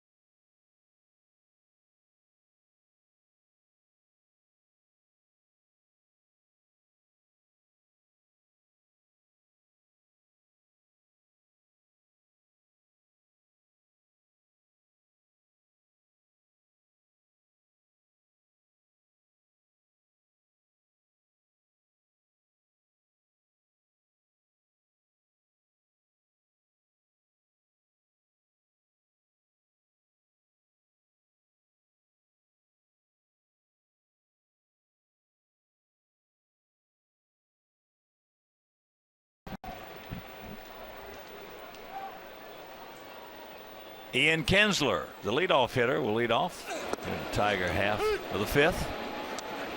Kinsler has struck out, and then he hit a screaming Mimi right to Saladino, or check that, Williamson at third. I mean, it was a rocket.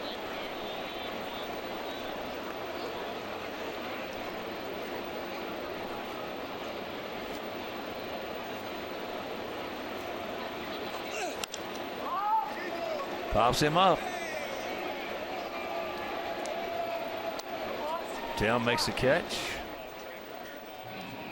So that's out number 1. And a reminder, Sox Fest, that's always a lot of fun. Sox Fest 2018 returns January 26th through the 28th at the Hilton Chicago. Now score an autograph or photo with your favorite players, coaches, and White Sox greats. You can also play games, win prizes, and shop for White Sox gear.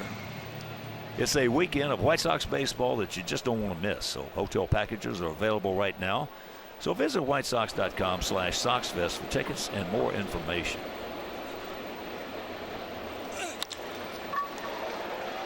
That's into center field. We got a man there. So Presley's retired, 2 down. 1 pitch, 1 out. And exactly the way you want to face Miggy with the bases clear. Because he's had a 2-for-2 day, as has Castellanos hitting behind him. They both have singled and both hit solo home runs.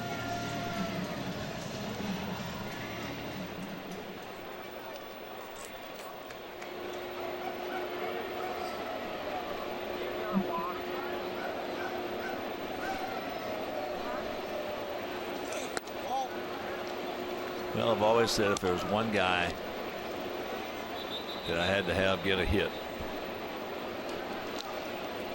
for my family's life, and I don't care who's pitching, it would have been Carl Yastrzemski. But I want to tell you something, this guy right here, when he's healthy, is not far behind me.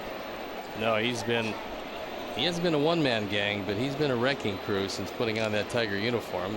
That was nothing new to him, because when he had the Marlin uniform on, he was very good. Yeah, this guy here, Steve, in case you missed it earlier, he framed it perfectly. This guy loves to play. He has fun playing, and he plays when 99% of the people who are aching and hurting like he is would not play. So we've known him over the years with very bad leg problems, and didn't matter. He had one year he could hardly walk on both ankles and still play. Well, he looked like he had 2 softballs for ankles. Yeah. They were swollen up so bad. And went out there every day, answered the bell. I'll tell you who else plays hurt too. Is our Abreu. Meanwhile, we finished 5, and it's still 6-2 good guys.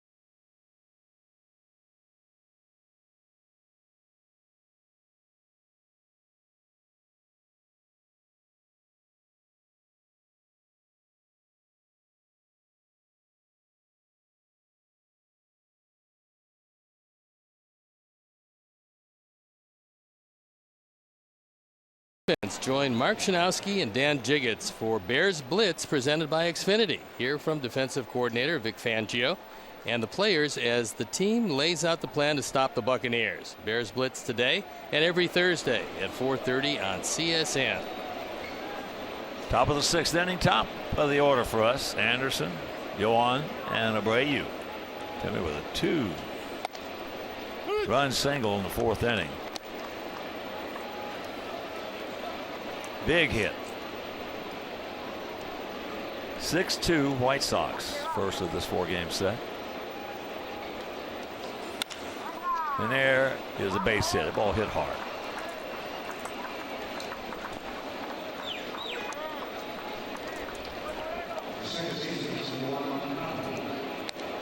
So, a reminder that you can join the White Sox Charities Young Professionals Council on Wednesday, September 27th at Behind the Scenes with Bo Jackson.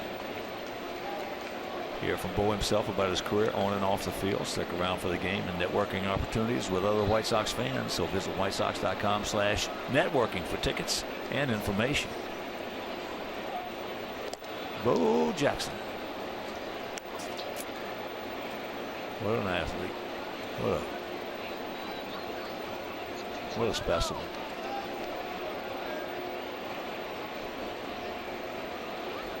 In 1986, he was the fastest man in the NFL draft at 220 pounds out of Auburn.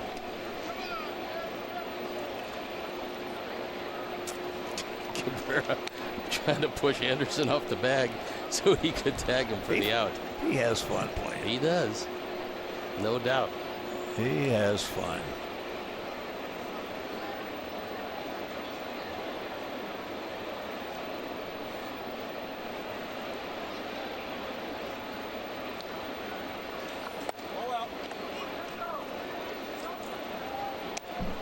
Yohan is 3 for 3. A homer in the first, a single in the third, single in the fourth. He also scored another run in the fourth.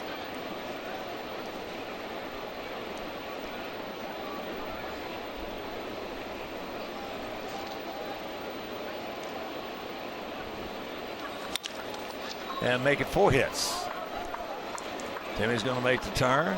He's going to mosey on into third base. So runners at the corners and nobody out.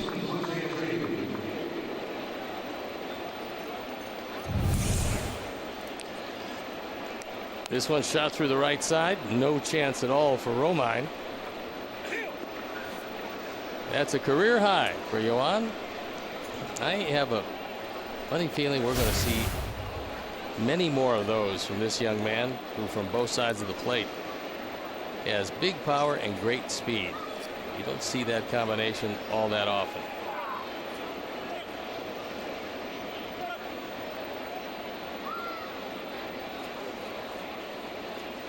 So here is Abreu, 1 for 2. Was hit by a pitch last time at the plate.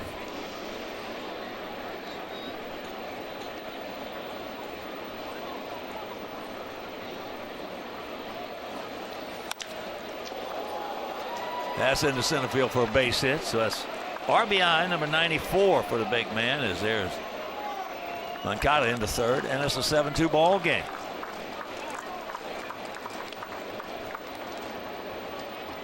Now Jose 6 away from the coveted century mark as he takes this one right back through the middle.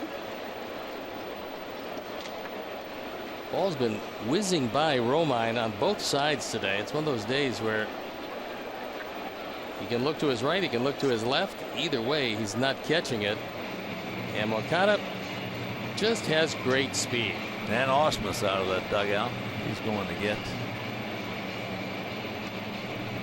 Warwick as he takes the ball. Zappo departs, and we'll be back.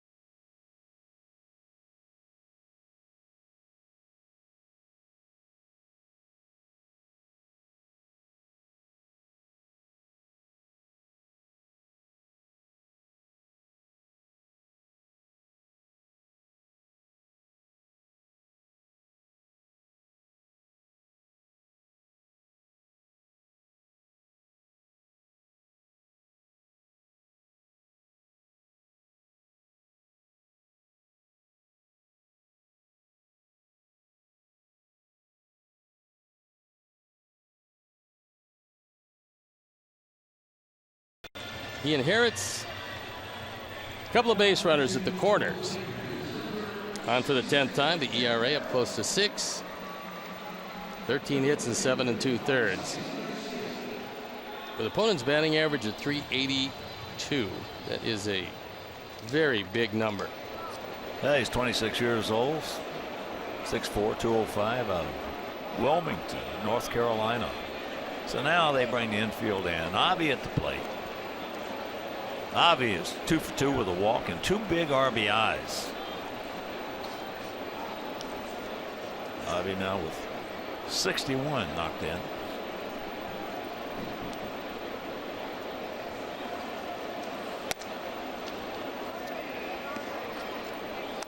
That pitch a little bit high, way high.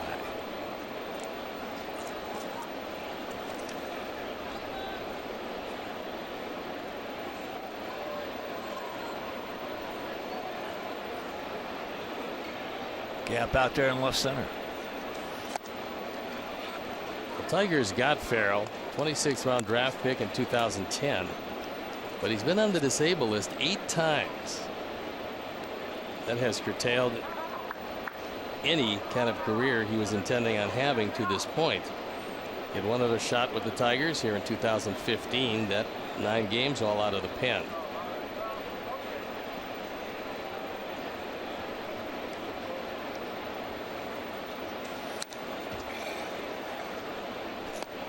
Big hack at that one on the count 1-2. Avi had a very hittable pitch. And not happy with himself as he fouled it back.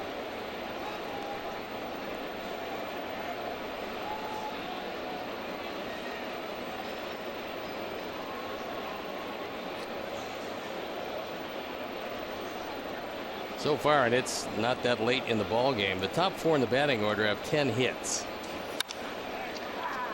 That's a good piece of hitting there. Stretch. It will. You can put it on the board. Yes. He just reached out and poked it into those seats in right field. And it's a 10-2 Sox lead. Mercy.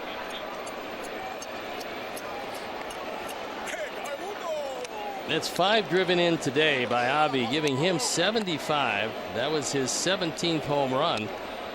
We told you with Miguel Cabrera how easy it was for him to flip the ball out to right field. You saw an example of Avi, the former Tiger, flipping it out to right field. Our Ford home run replay, it's a fastball down. Avi just reaches out knowing he could use a fly ball to drive one home, and he got the big fly. Ford home run replay is a line drive rocket, just enough to make it a 10-2 game, and a nice catch by the fan. So here's Matt.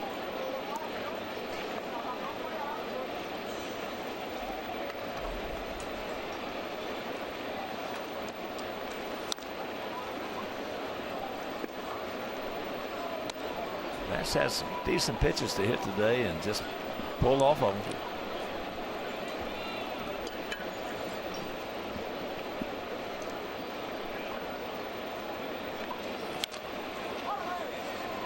If you're just joining us, we scored 2 in the first, 4 in the fourth, and 4 so far here in the 6th.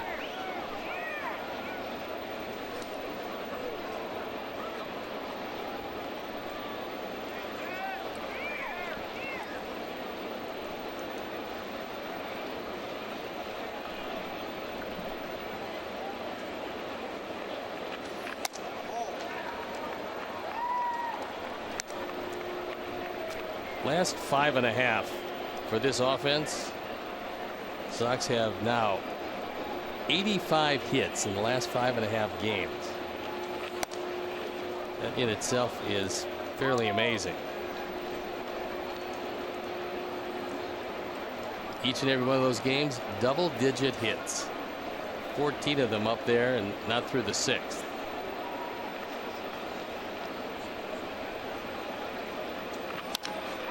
There's a base hit.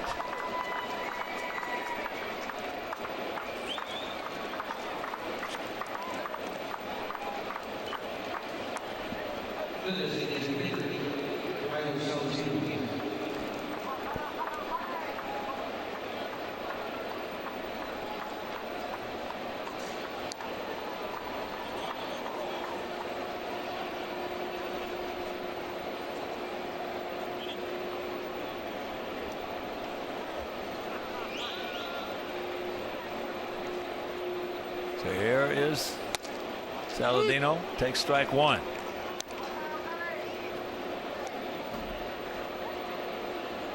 Tyler and Adam Engel, only two guys without a hit.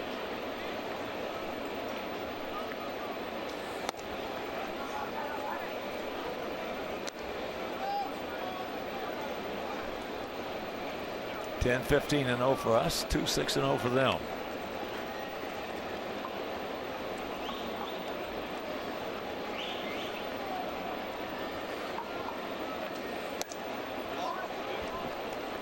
Sox trying to pick up another victory. The win number 59 in this game, number 146.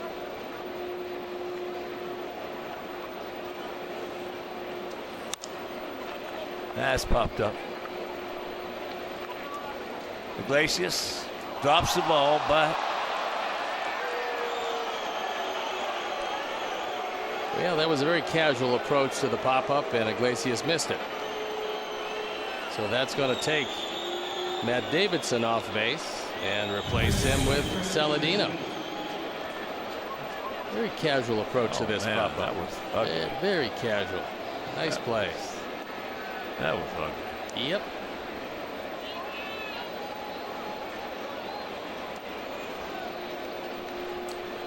Got the force out. I could see it if it were reversed. And Saladino was on first, and Davidson. Yeah. That's a base hit. So Kevin picks up his second knock.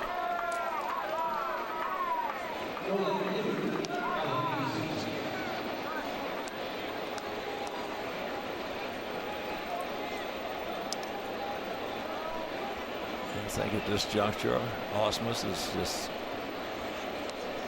saying to himself, Jeff, hang with him, kid. You're going to go a couple more innings. Yeah, nobody warming in the pen. It's Farrell against the world at this point.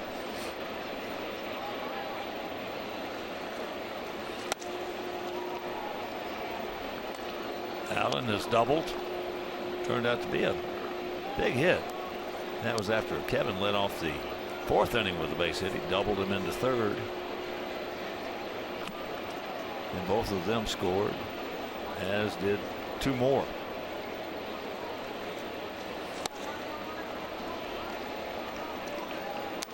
Oh, and 2 with 2 on, 1 out.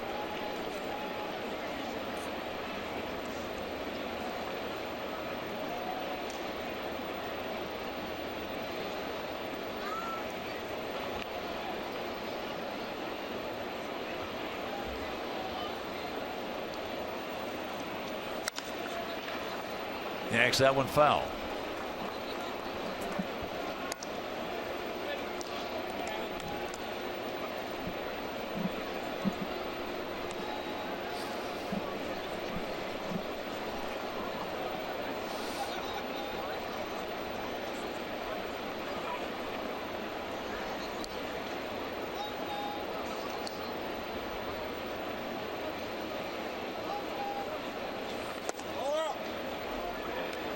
Good take.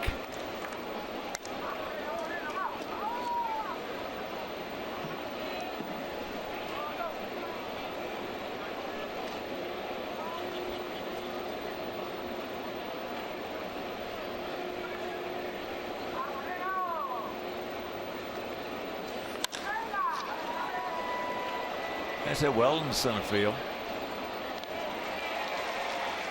Tyler's going to tag, moving to third. 2 down, runners at the corners. Sox trying to pick up their 5th win in their last 6 ball games.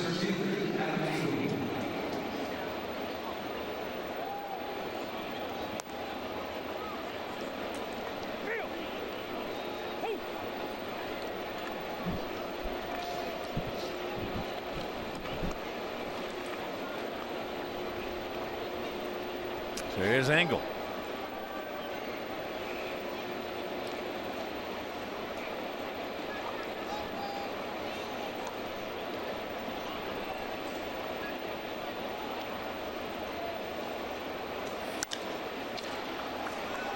High pop up. Jones makes the catch, but another crooked number, a good one, goes up on that board. We go to the bottom of the sixth, leading 10-2.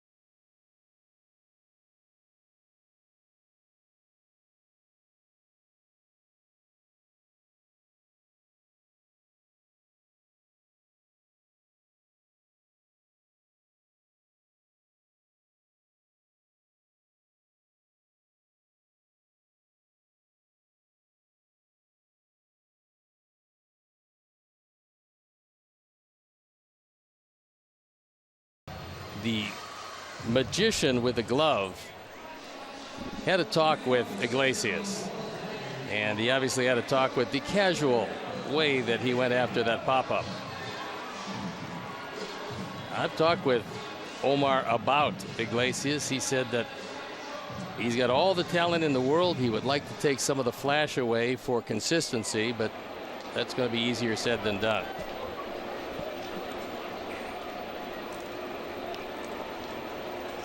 Castellanos leading off their half of the sixth in the 10-2 Sox lead. Castellanos has single softly, and then Homer hard.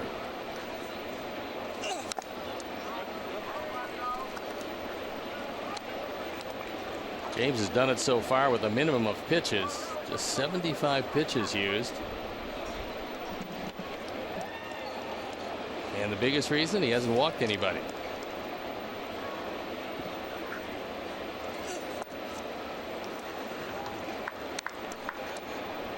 One and two the count.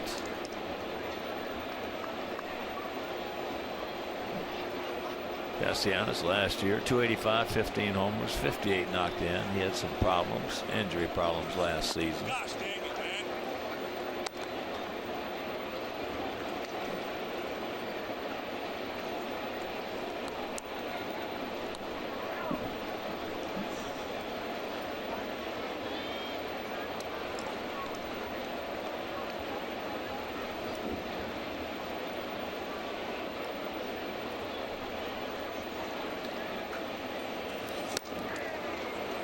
He gone.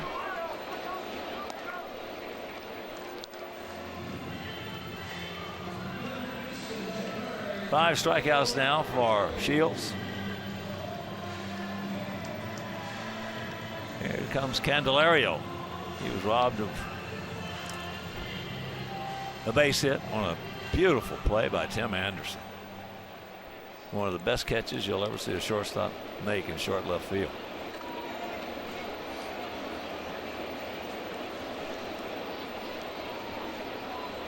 He also has struck out.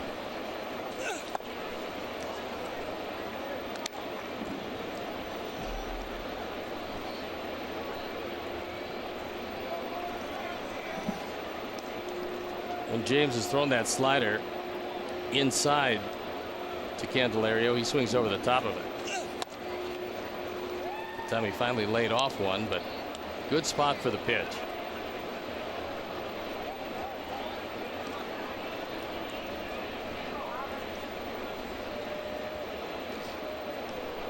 Of course, this score has really kept this crowd And that's backing out of here. And it's a 10-3 ball game. So that gives them a little something to cheer about. That is his first home run as a Tiger.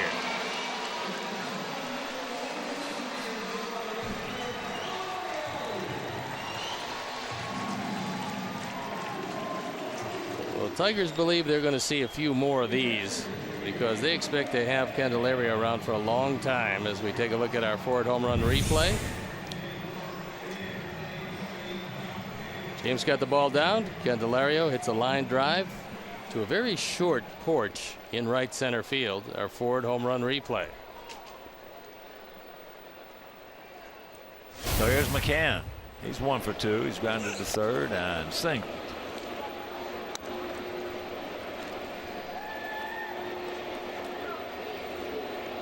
Third home run of the game for the Tigers.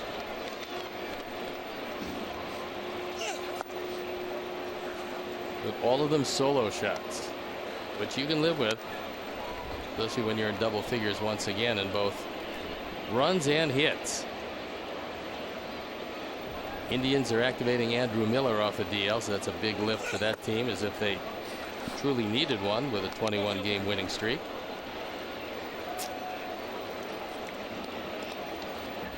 But they will entertain the Kansas City Royals tonight.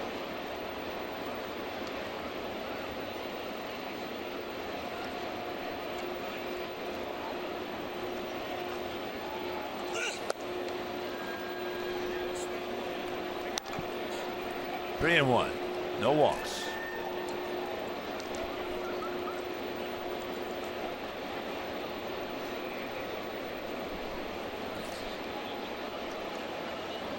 Early in the Indian streak, when it wasn't a streak yet, games 2, 3, and 4, they shut out the Royals 3 straight times.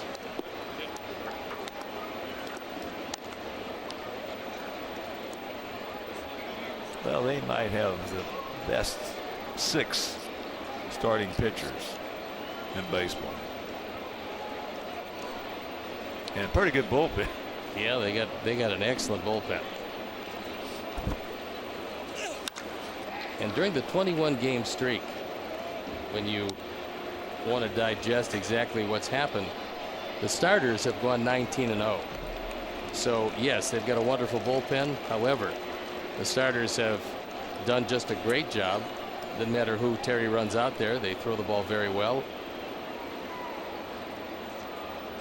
And when you're averaging 6.5 runs a game, you're going to win your share if the pitching is good. And the pitching's been great. Well, it should be. That's the reason everybody picked them again. Yeah. And they've outscored the opposition by 104 runs in this streak. And there's the first walk issued by Shields.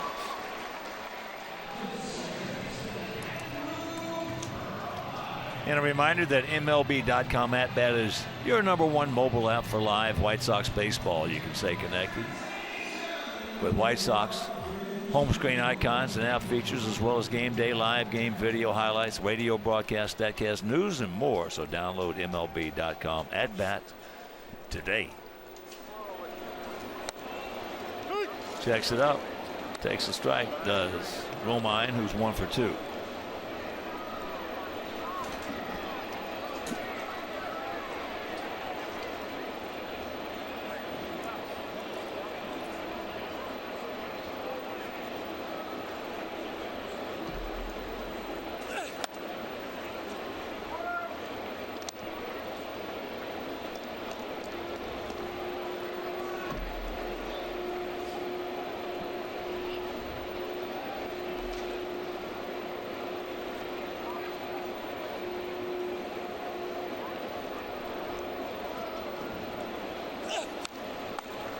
Big hack, and the count 1-2.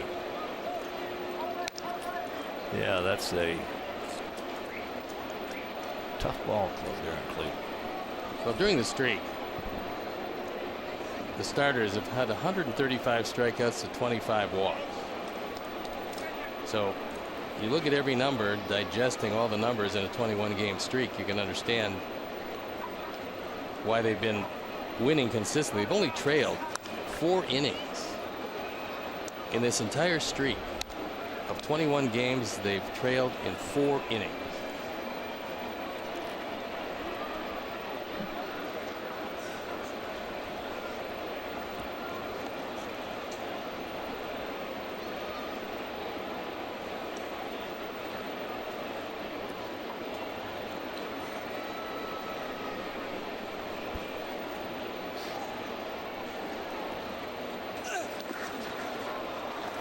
Oh, yeah. He gone. 2 down. Romine's first instinct was to run to first base, which normally is fine. With 2 outs, it's fine if you're the 3rd out. And if first base is unoccupied, it's fine. But with somebody standing there, you walk on back.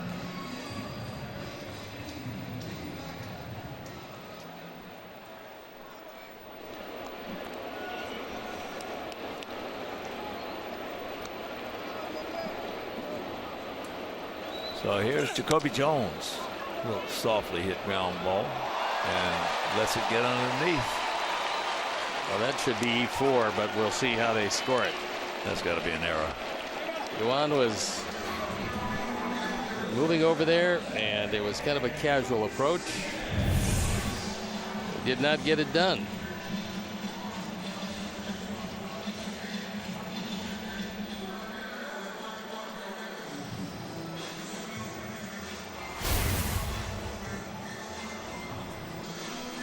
We'll have to see how it's scored.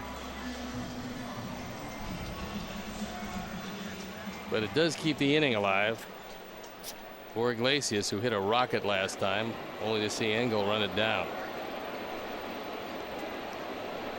Iglesias a strikeout and going out to Engel. 0 for 2.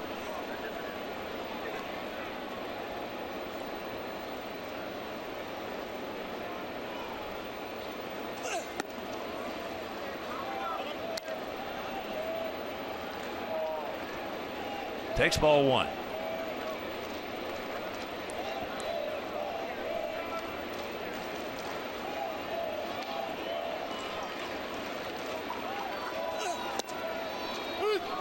Takes strike 1.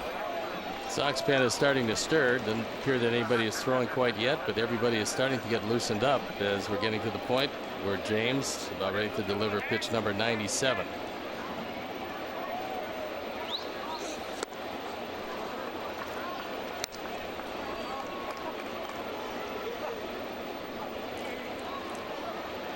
Giving Jones a base hit. That's unbelievable. Christmas comes early in Detroit. That's unbelievable.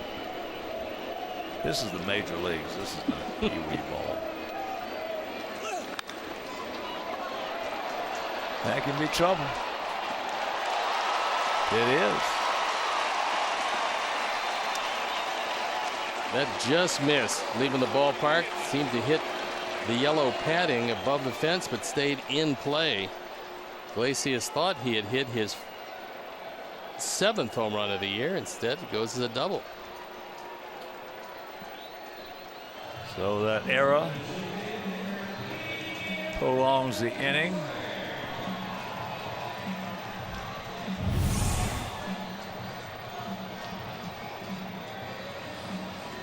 Ball hit the yellow line, but I believe stayed in the field of play.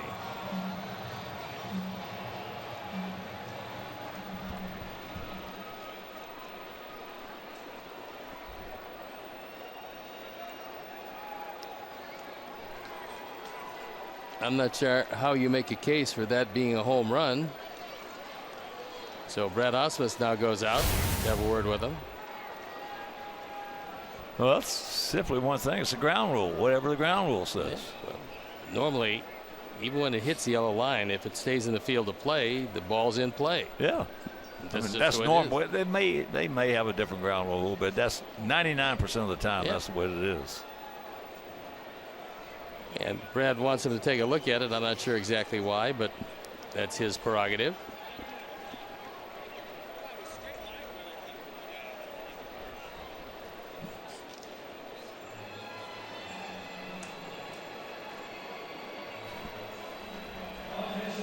And we'll take another look at it right here. There's coming down, making his descent. Boink. Well, that's shot right there is definitive. Yeah, it's actually a no-brainer for a call. I don't understand what Brad saw that would make him have the umpires take a look. And that's the way it's ruled. Yeah, I mean that's.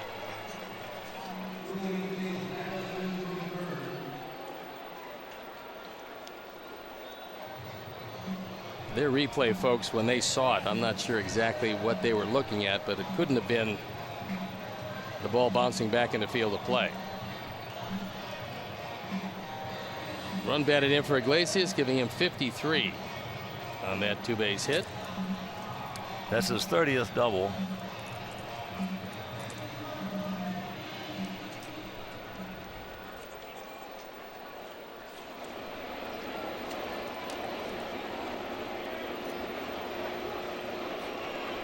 And here's Kinsler.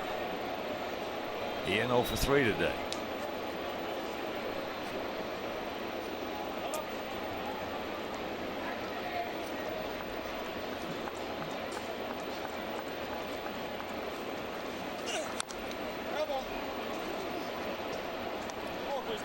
Nothing in 1 to count.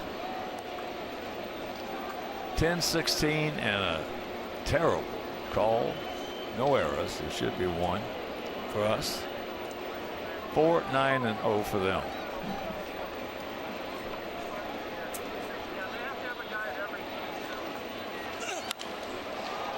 That's going foul.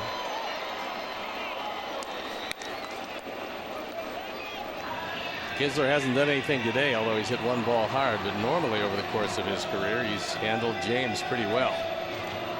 He killed that 1 ball back in the 3rd. Right to Davidson. Big gap, huge gap in right center.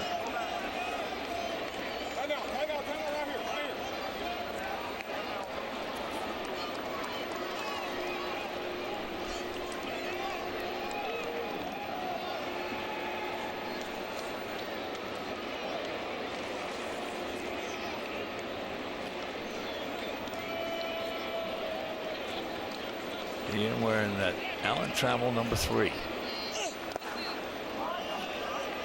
Alan Trammell, Lou Whitaker. Double play combination here for a long time and a good one.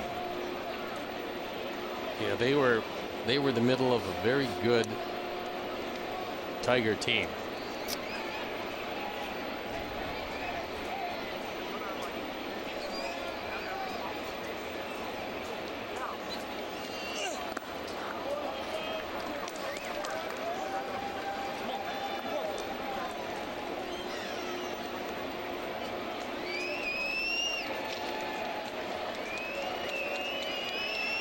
Yes, so that was a stout Tiger team. Well, 84, 35, and 5 first 40 games, and that was it. He gone. Do they pick up a gift run? But we still lead at 10-4.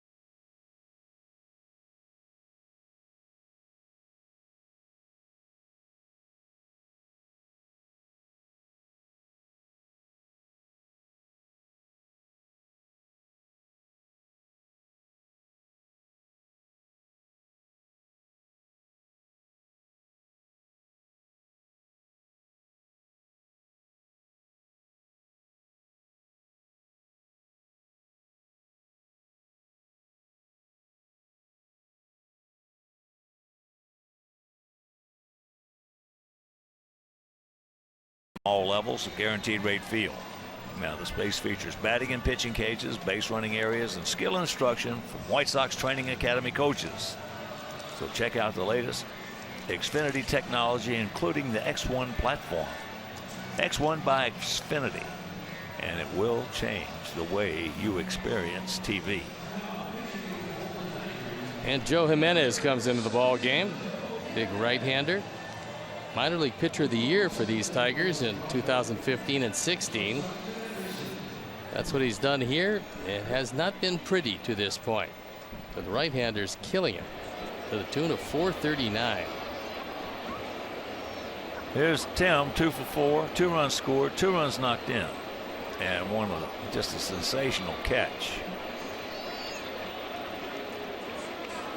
Back in the first inning.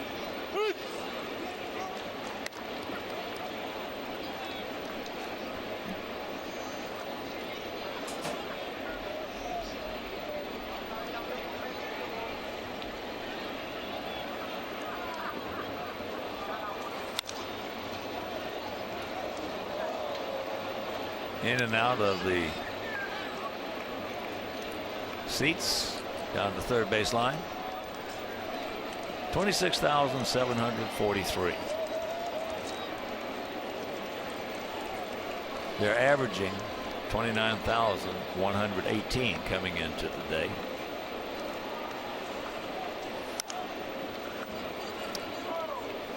That's cute foul. Pretty nice crowd for a day game, middle week. School back,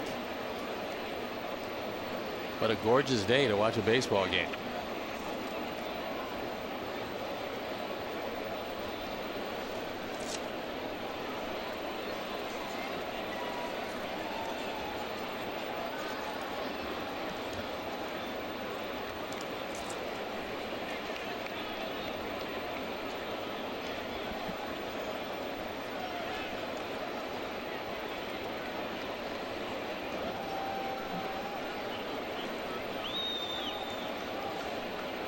The 0-2 pitch.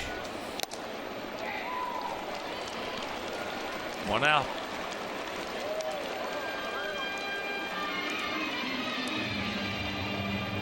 Good fastball, 96 upstairs. He got ahead, wiped him out with a fastball up and out of the zone.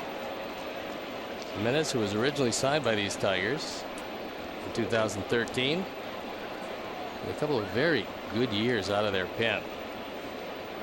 Here's Moncada. 4 for 4. 3 singles and a home run. The home run coming in the first inning.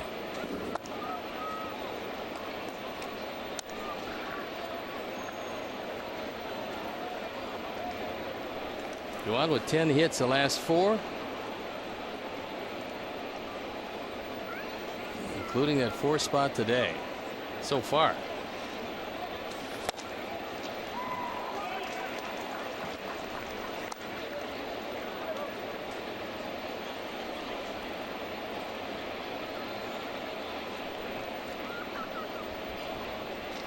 One and one with Abreu on deck.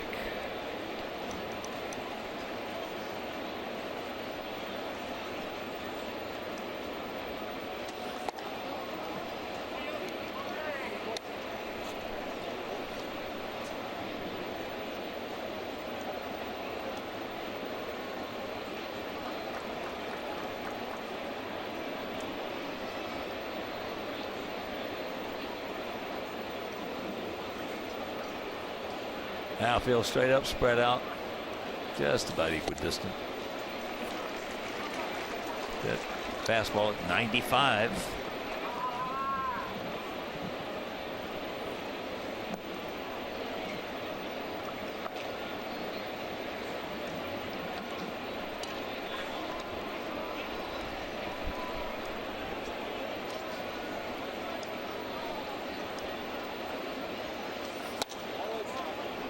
Breaking ball misses. Full count. We have 10 runs on 16 hits. They have 4 runs on 9 hits.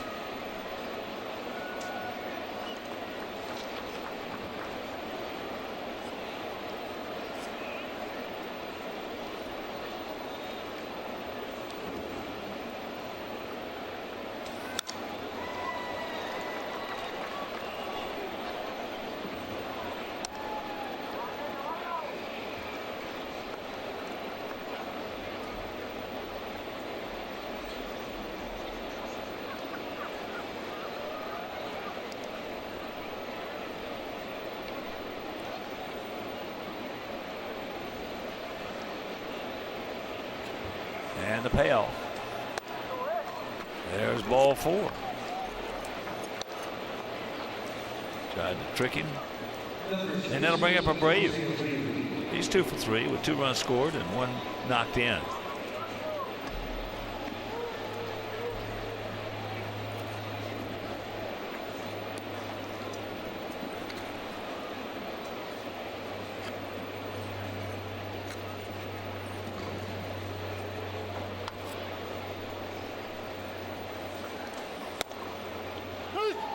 Just wanted to see a pitch. He did, and it was a strike.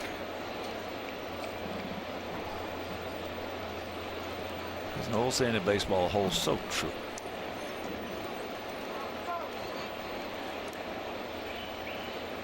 Show me a guy who's not afraid to take a strike, and I'll show you a good hitter. Checks it up. 21 to count. Some of the best hitters we've ever seen in this game. Always, some of them always took a strike or looked at a pitch.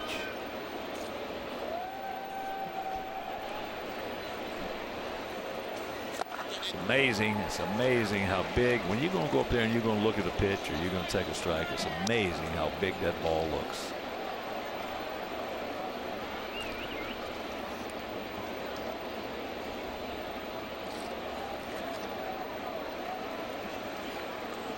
First guy that comes to mind there was a guy named Wade Boggs. Pretty stout hitter and could hit to all fields with big power, but he didn't like to show it a whole lot. That's right. Look at that. That's a Kansas City special, I'm telling you. Right off the end of the bat. And because Cabrera was holding Moncada on, had no chance to get there. That's the 3rd hit for the big man, who's 3 for 4 today. When you're going well, and Jose certainly is, you catch one off the end of the bat and squib it through the right side just hard enough where nobody can get to it. So now runners at the corners for Avi with just 1 out. Avi singled in the first, walked in the third, big 2-run single in the fourth, and then in the 6th with 2 men aboard, a home run in the right field seats.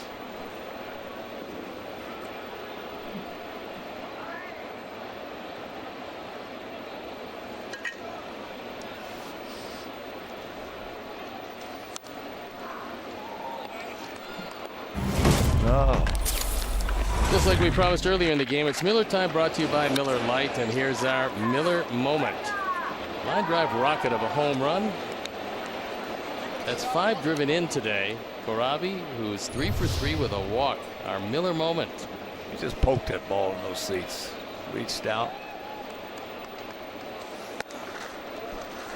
Young man against his former mates.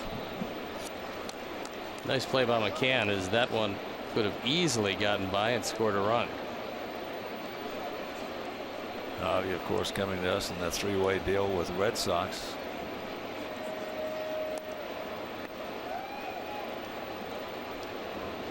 Big gap in left center.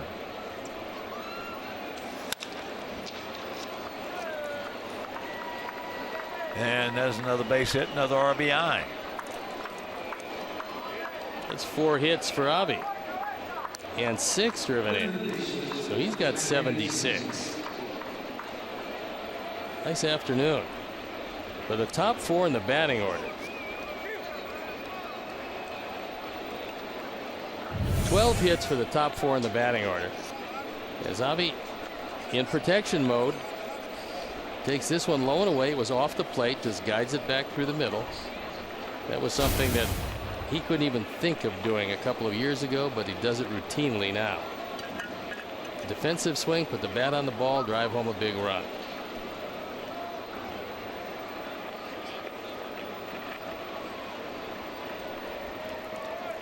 Well, he's got a different mindset this year. Boy, he certainly does. Our lone all-star.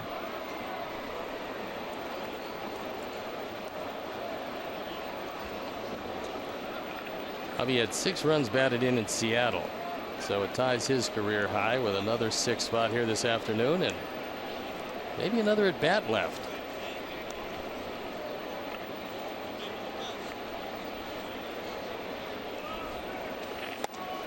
First pitch strike to Matt. Had an RBI single in the first. He singled in the 6th. He's 2 for 4.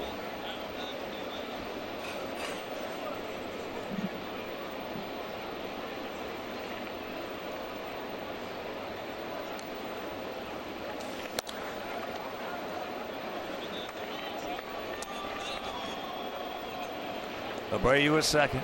Ivy at first. 1 down.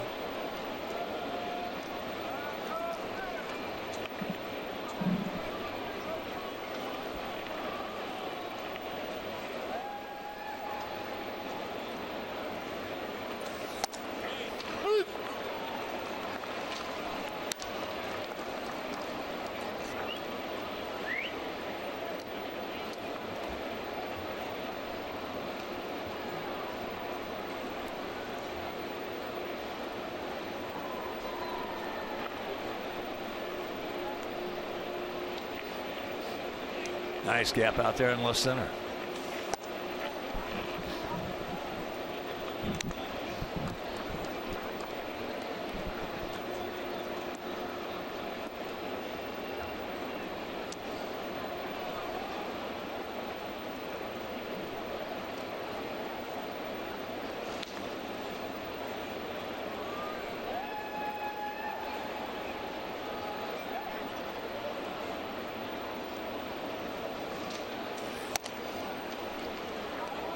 And the count is full.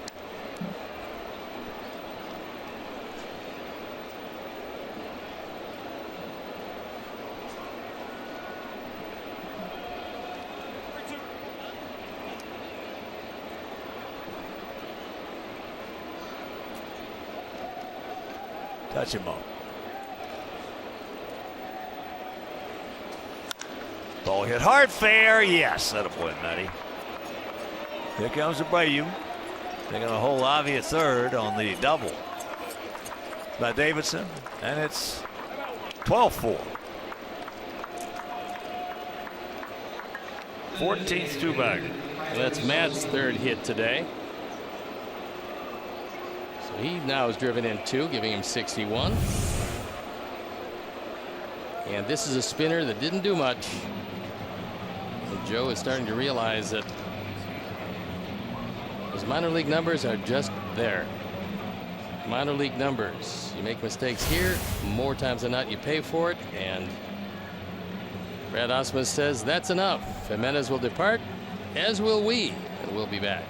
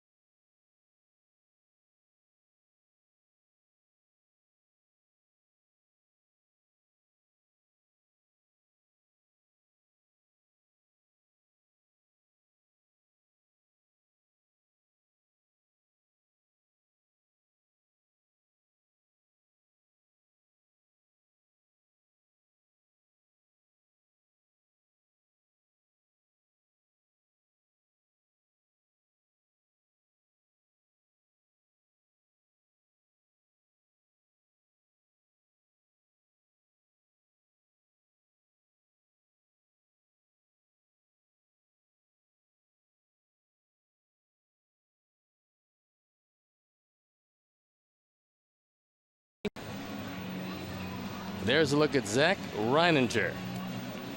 On for the 6th time. His ERA fairly inflated. 12 hits and 5 2/3. And he inherits runners at second and third with only one out here in the 7th inning as the hit parade continues. The Sox offense for the last 6 games has been in high gear.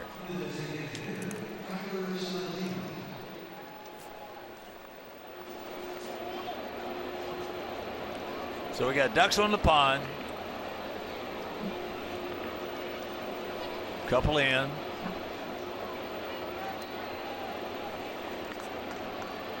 And we lead at 12-4.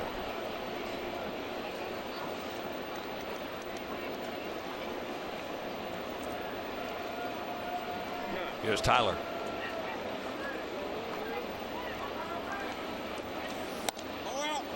Takes ball 1.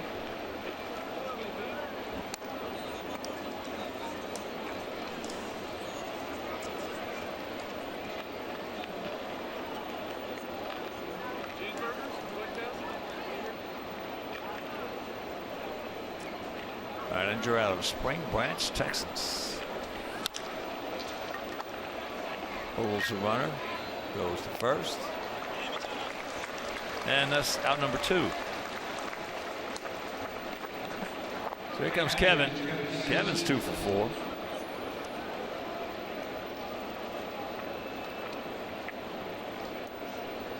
Taylor Saladino watching his mates pound out 19 hits today.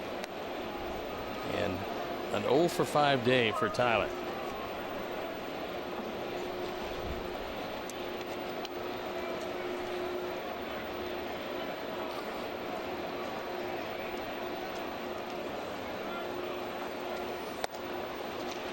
Kevin takes first pitch strike.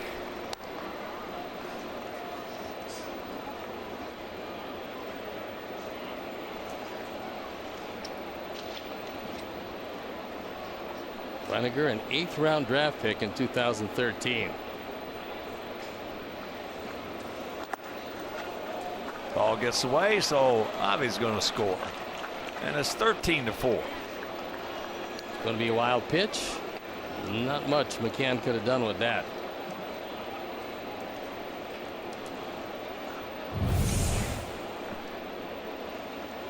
Curve in the dirt, backs up, hits the left leg of McCann and bounds away. So Matt now at third base.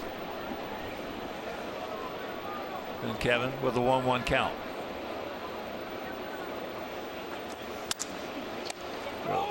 Comebacker. But once again, a crooked number goes up on that board of 3 spot. And we lead it big, 7th inning stretch.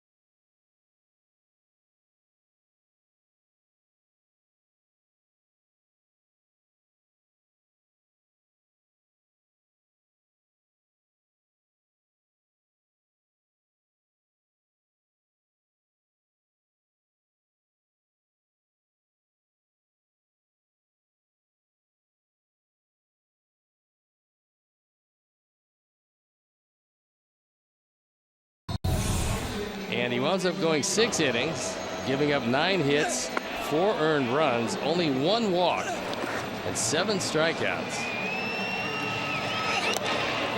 So James, since he dropped down sidearm, has been much more effective. Gave up home runs today, 3 of them, but they were all solo shots, and he can live with that when your team pounds the ball as the Sox are doing. As Al Albuquerque comes in the ball game, the former Tiger, with KC and our Sox. 14th appearance. And Alex Presley will be the hitter. Takes first pitch strike. Once again, that one's not a big. With love, much love, all my love to my beautiful wife Aristea. On our anniversary, we've been together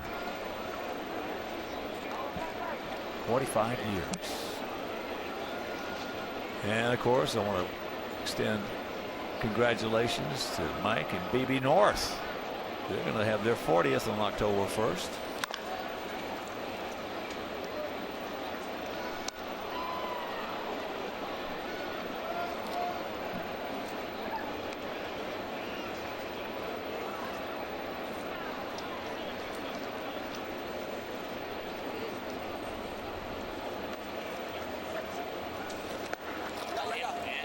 Oh yeah. Be gone. So Navarro goes down on strikes. That's Al's pitch. Al is pretty much, I'm going to throw you a lot of sliders, and you see if you can hit him or not. So here's Navarro, pinch hitting. Efren Navarro.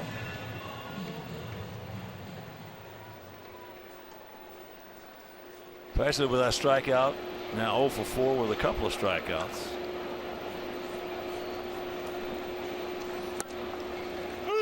And there's first pitch strike.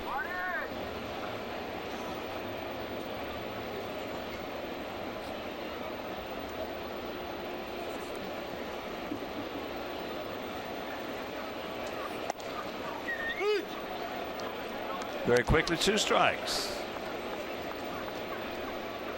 Dale's very familiar with this mound, and he's making the most of it by getting everything over the plate.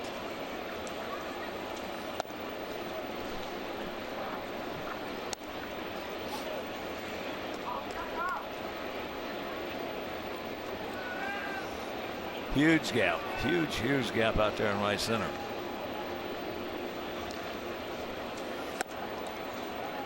Not this time. He gone. 2 down. Another slider, another strikeout. Another slider? You got to be kidding me. Throwing sliders. If he ever starts doing that, guys are going to be in trouble, aren't they? That's Al's signature pitch.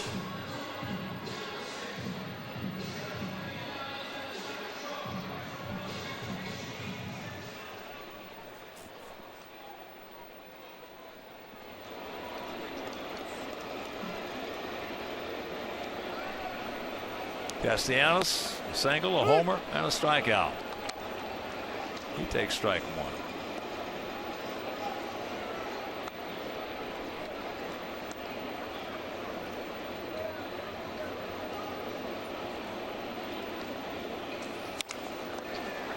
1. Nice inning for Albuquerque. Quick, 1, 2, 3, and we're into the 8th.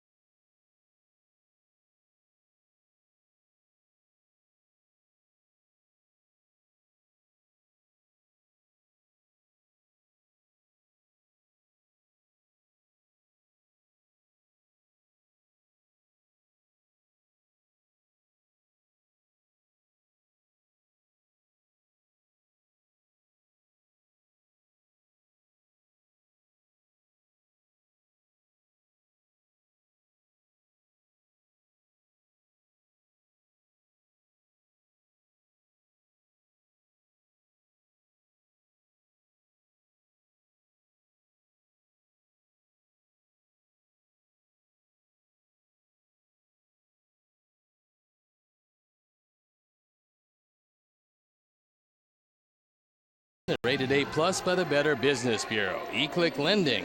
Boom, your mortgage just happened. Alcantara, Victor Alcantara, the new Tiger pitcher.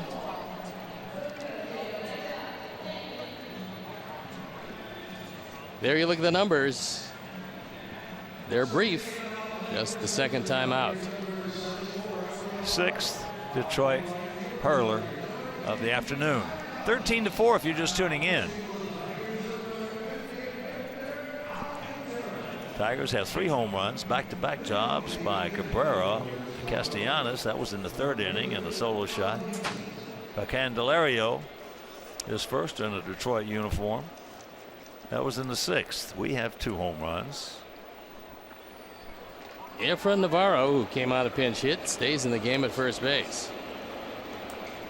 Artur by Moncada and Avi. Here's Hansen. Rips that one into right field. He didn't wait.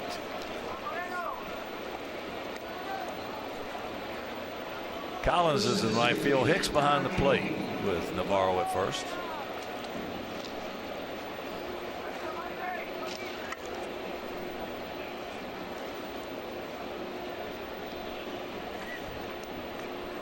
Here's Adam. He's looking for his first hit. He's 0 for 4. We have 13 runs on 20 hits. They have 4 runs on 9 hits.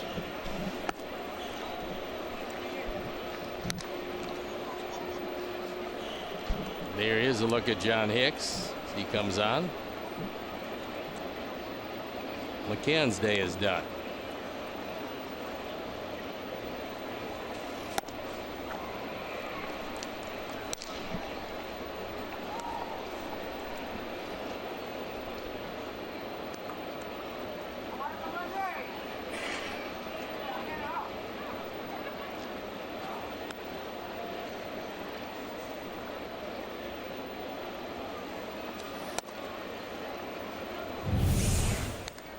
Looks like Hansen is very happy with that base hit. So much so that he breaks the hand of Daryl Boston. I doubt that. Very seriously. Daryl's a big man. Daryl, a strong man. Daryl Boston had some kind of tools. That big man right there could hit it just about as far as anybody. In fact, he's the best knuckleball hitter I've ever seen. And I saw some decent ones over, last. Pretty hard to get some work on that, though, isn't it? Yeah, that's what I'm saying. Where are you gonna find knuckleballers to just throw you BP? That's into center field. It's going to fall for a base hit. Darryl can crush the golf ball. He could fly for a big man. Could throw. He could do it all. Just he had that one little hitch in the swing and just couldn't straighten it out. Well, if you have one of those, they will find it here. Oh, yeah. And quick. More times than not, they find it a lot more quickly than you would like.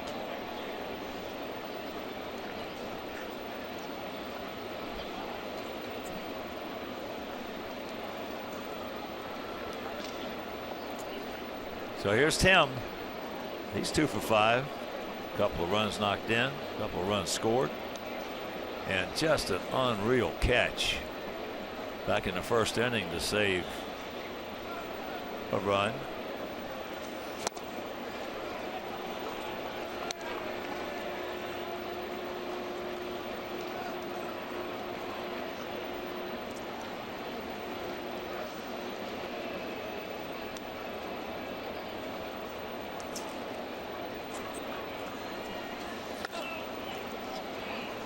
Nice. The Hicks.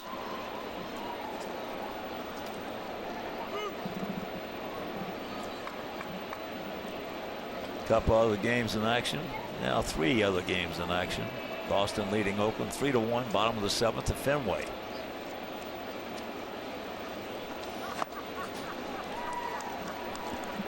St. Louis leading Cincinnati 4-1, top of the 8th in St. Louis.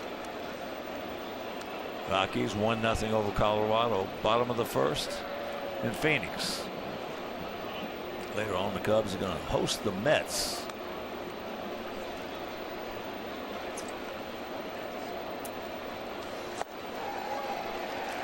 One out.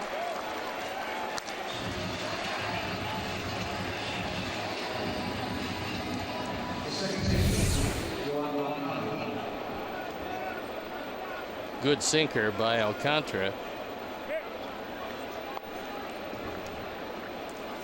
That one just dove out of the zone.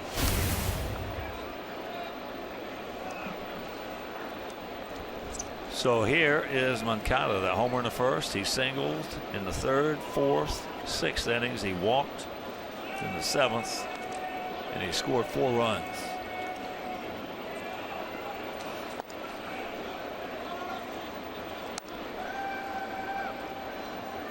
Got his average up to 230.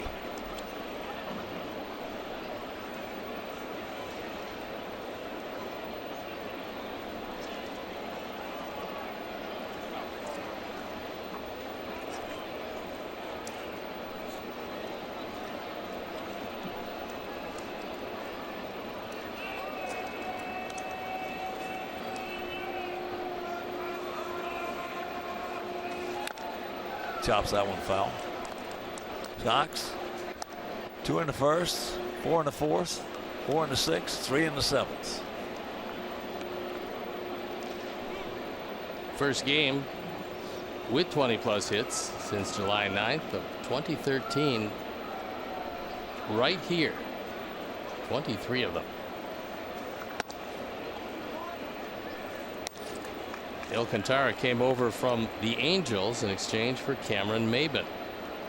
That was last November.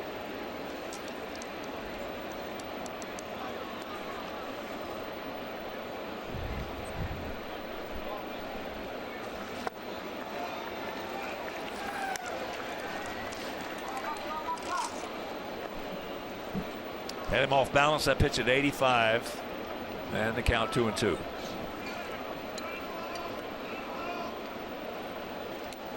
Abreu on deck.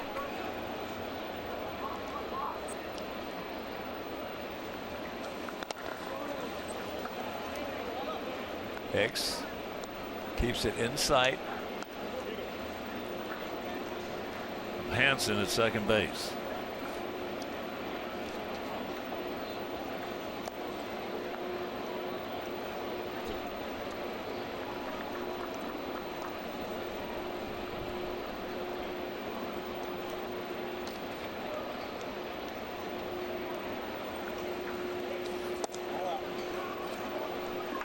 And that will load them up. I thought it was just 3 balls, but it's 4. And let's take a look at the wild card standings with the Yankees pretty much in control of things. The Twins hanging right there. They've actually increased their lead by a game over the Angels. Mariners 3.5 back. Rangers, Royals, Orioles, and Rays. Well, pretty much better luck next year. So here's Abreu. He has 1 RBI. Takes it inside. He had his opportunity to drive in at least 1 more, but got hit by a pitch in the 4th inning. He is 3 for 4. 3 runs scored.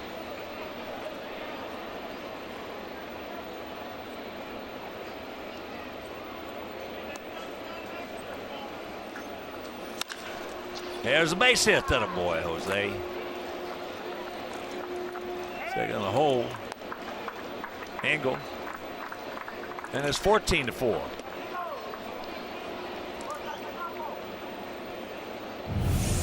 That's 95 driven in as Jose takes this sinker through the left side. So he's got 4 singles.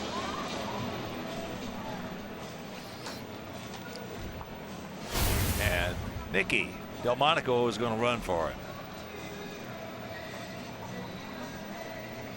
Rich Doobie out to the mound. Talk with Alcantara, who's having some problems navigating his way through the 8th inning. That's going to bring Avi to the plate. And Avi, if you're just tuning in, just joining us, he's having quite a day. Avi singled in the first. He walked in the third. Had a big two-run single in the fourth. Had a 3-run homer in the sixth. Had an RBI single in the seventh. So 4 hits, 6 RBIs. And hitting here with Sox packed.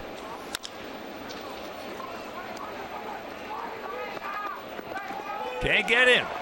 He beats it out for his 5th hit. And he now has 7 RBIs. Candelario had no idea just how fast Avi was, and so he took his time. Got it over to first base, but not in time. That's 7 driven in by Avi.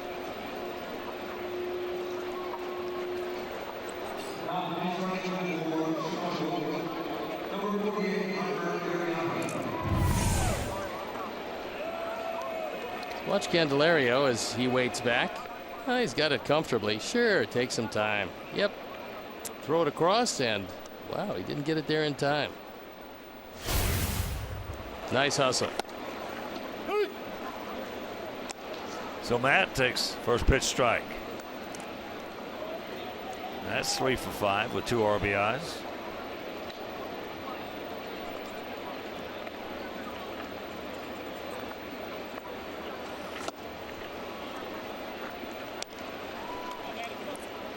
$15 runs on 23 hits for our guys. 4 runs on 9 hits for their guys. And a career high of 7 driven in by Avi today. What a day. And he did it against his former team, which makes it just a little sweeter.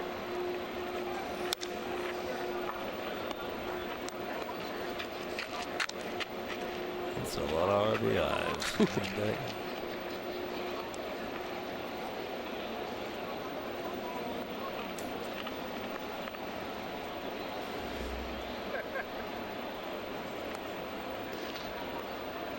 Team record is 8. He did not go. Jim Spencer did it twice. Avi will not have his opportunity to do it here this afternoon.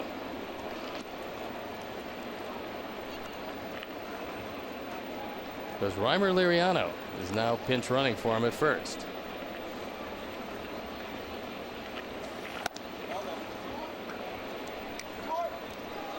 Nope. Well, Hicks is doing everything he can to try to convince Chris Siegel that Matt is swinging at it. But you have to make an attempt to swing at it, usually before the appeal.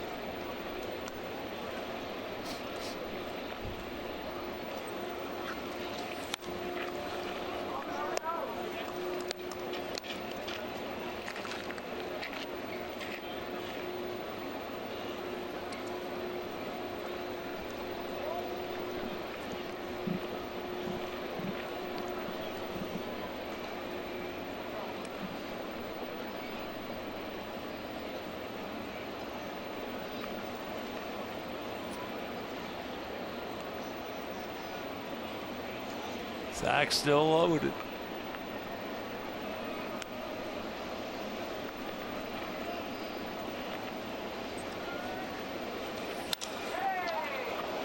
And that's shoved into right field. That's going to get Moncada home. RBI. Matty has his 3rd RBI. Moncada scored 5 runs today. Was on base 6 times, scored 5 of them.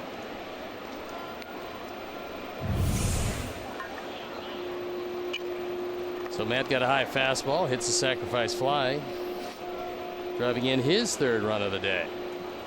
And it's 16-4.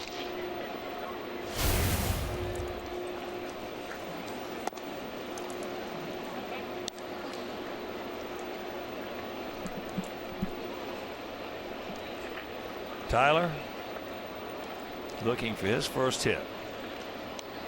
He's 0 for 5.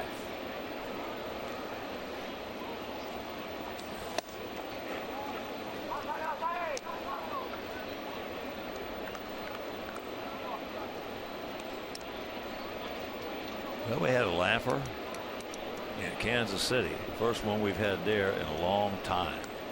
A long time. We won it 11-3.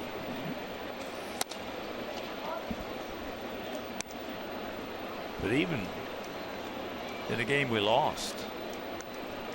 They scored 4 runs on 1 hit, grand slam home run by Brandon Moss in the first inning. And the final totals on that game, but they had 4 runs on 4 hits. No errors, they stranded 3. We had 3 runs on 13 hits, no errors, and we left 10. A game of missed opportunity. Oh, yeah.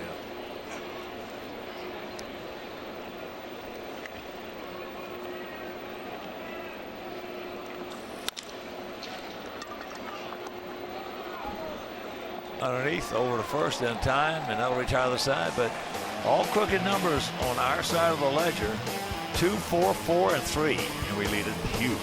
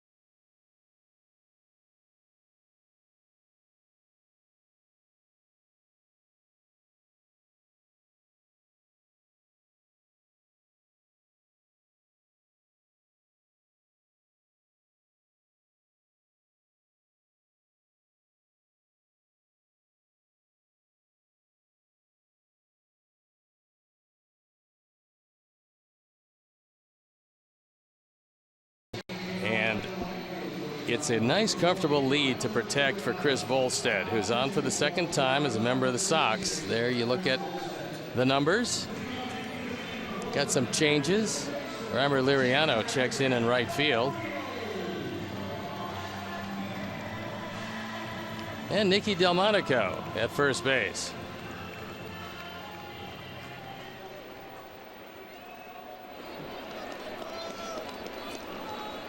So here's Candelario. Takes first pitch strike. He's 1 for 3 with a home run. His first in the Tiger uniform.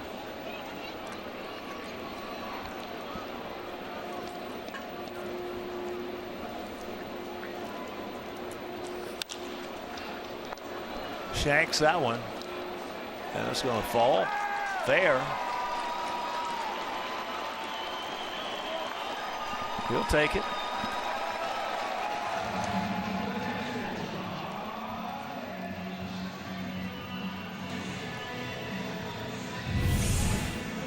This one was up a while, and Allen just couldn't get to it. He slows down, rounds off his charge, the ball falls in front. Then he has some problems.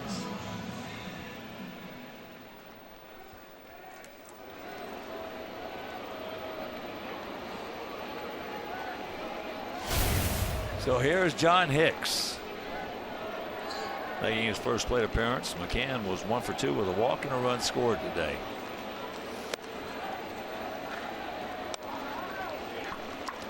$16-4. Good guys.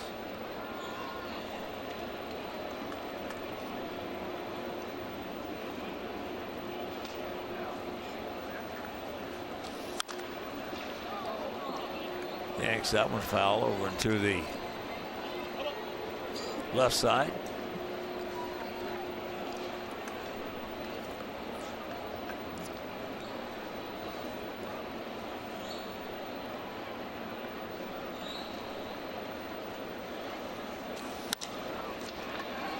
And that's high and right field. Reimer is there. Candelario tags, moves into third, one out.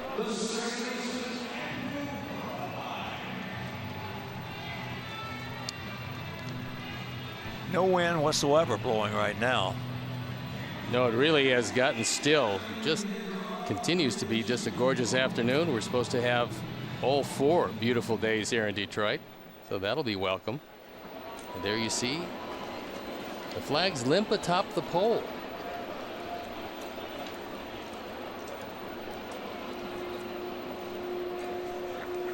Here's Romine.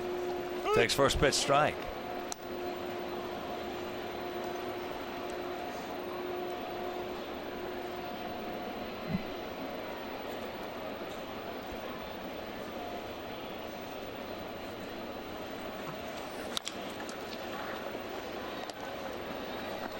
Nicky will take it himself as the run scores in a 16-5. RBI number 23 for Romine. Will finish off his 1-for-4 day.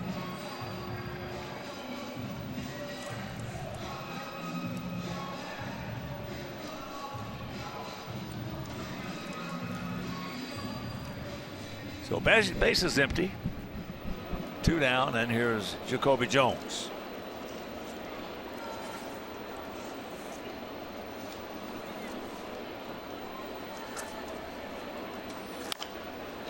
Way back when this game started, James Shields was on the bump for us against the southpaw Chad Bell.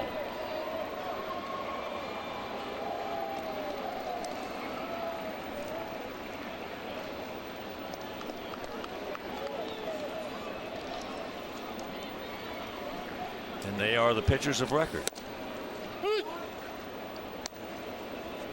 James going to run his record of 4-6. This performance this afternoon. And Bell will move to 0-3.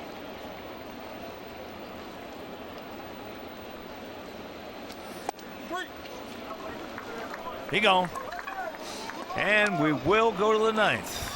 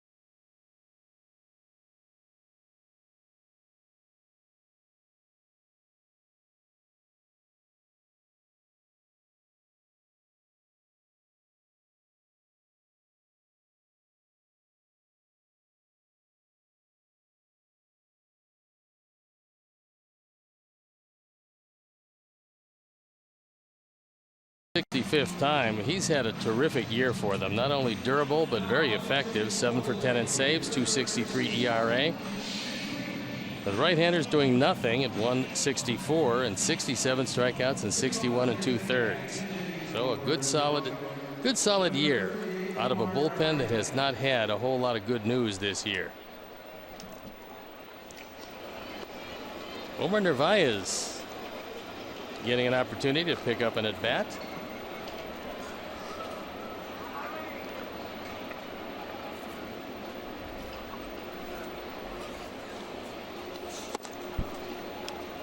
Goes after that one, cannot get it.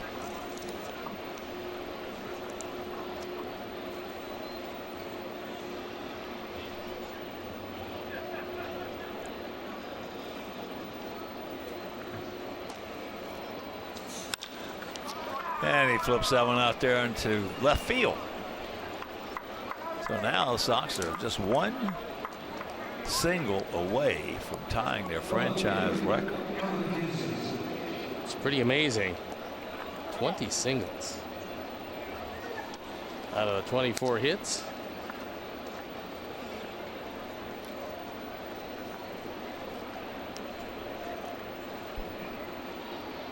And here's Hansen, a double. And another double. He's 2 for 5. Couple of runs scored.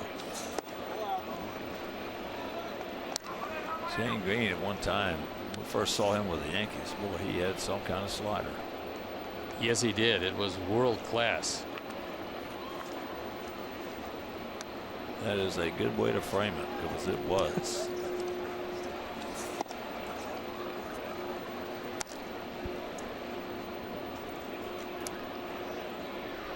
He had one of those you just don't see every day.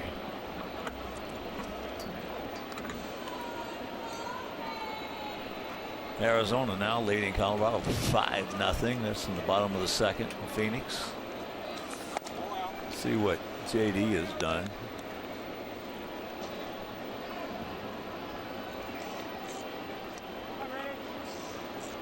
Oh for 1.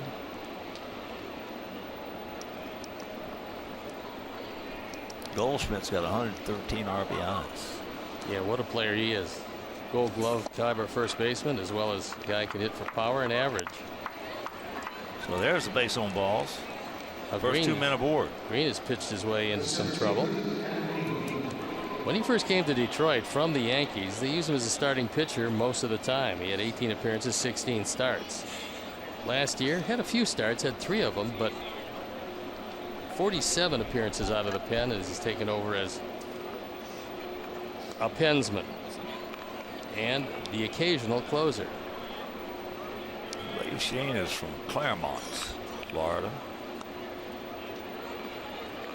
This is also the home of Francisco Lindor, and also the home of Joe West. Claremont, Florida, indeed.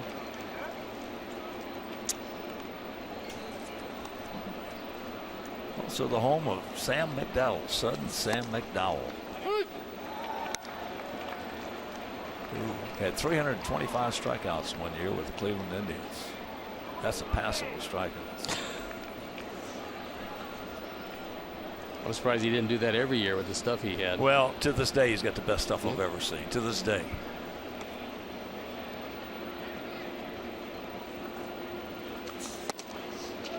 There's a strike. Only pitcher I ever saw or heard of that you could hear 3 of his pitches.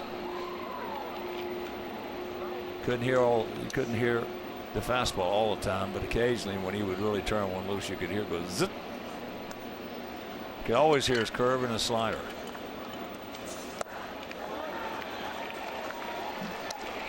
So that is out number 1.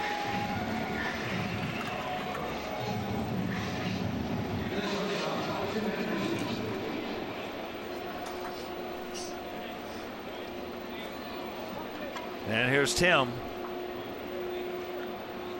2 for 6 with 2 RBIs and 2 runs scored.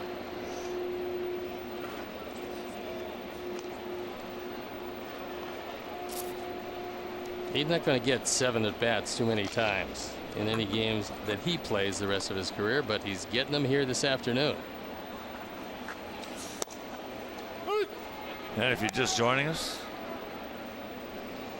Javi Garcia, 7 RBIs in this game. Abreu has 2. He now has 95. Avi has 66.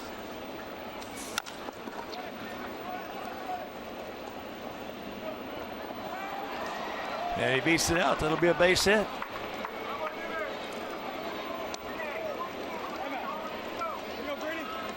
That'll be Tim's 3rd hit. And another single. And another single. Tied the all-time record. There it is. Iglesias thinking about doing a few different things. It turns out does nothing. 21 singles, tying our all-time franchise record.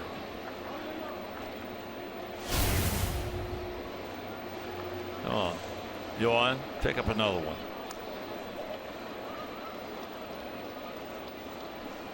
He has 4 hits in this game. He is 4 for 4 with 2 walks and 5 runs scored.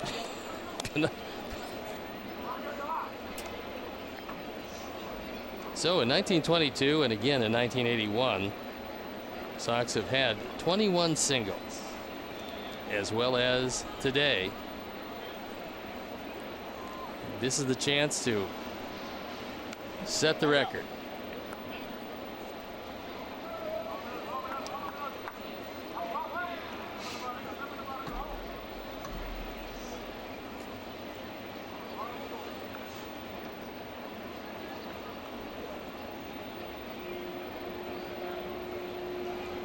Gap out there in right center.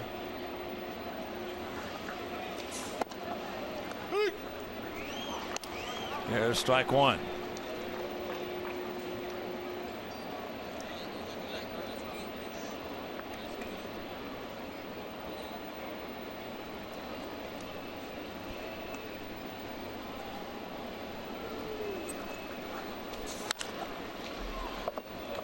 And talking about Javi, says coming off that DL, 33 games, he's hitting .413. Scored 21 runs, has 4 home runs and 23 RBIs. It's pretty impressive. Yeah, it is.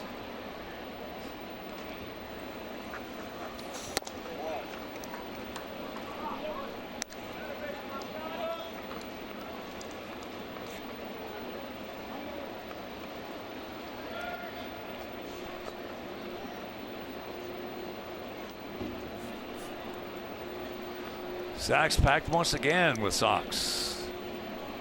1 out and the 2-2 pitch.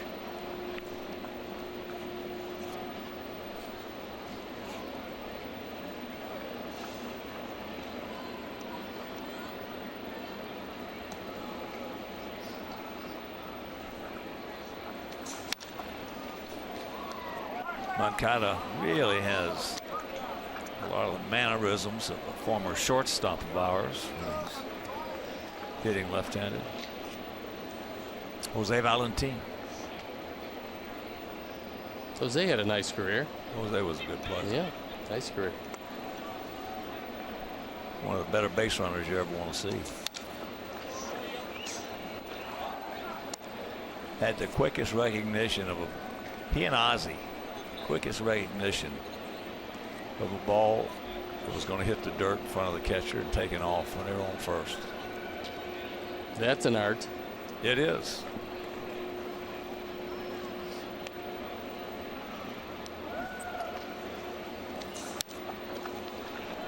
He's taking his hacks, fouling them off. That's something for Trace Atkins to maybe write something about.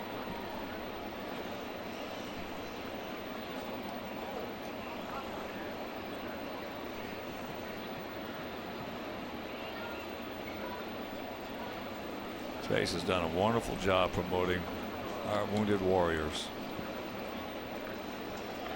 Raised a lot of money for them. 2 balls, 2 strikes, 1 out.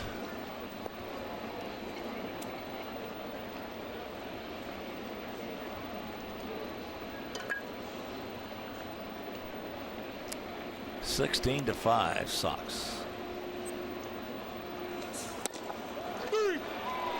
Got him finally. So 2 down.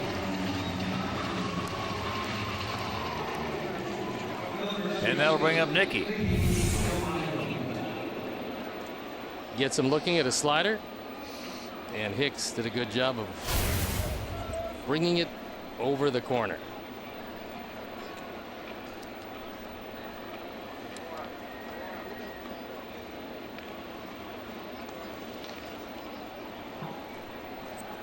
Nicky making his first plate appearance, hitting an Abreu spot, who was 4 for 5 today, with 3 runs scored and 2 knocked in, giving him 95 on the season.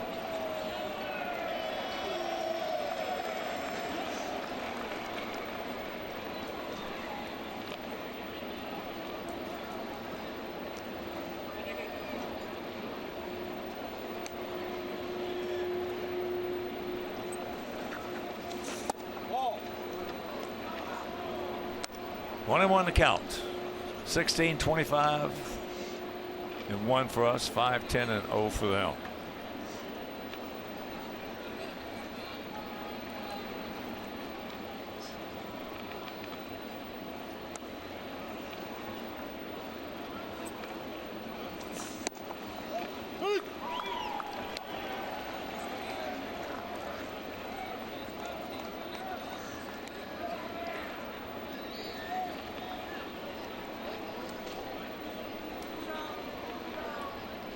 Come on, Nick.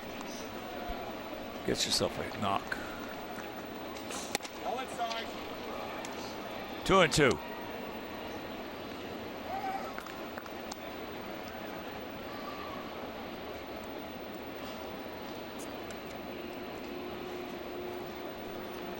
You're just tuning in, 26,743 for our 3rd consecutive day game. He did not go. And a full count. Nice gap out there in right center.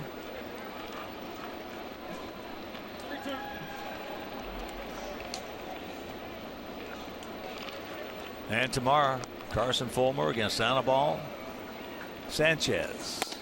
As there's ball 4, and it's 17-5.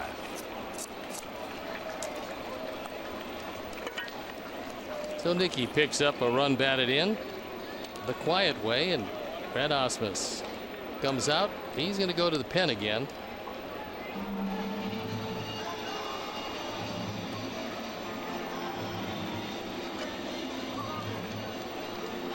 So as Green departs, so will we. We'll be back.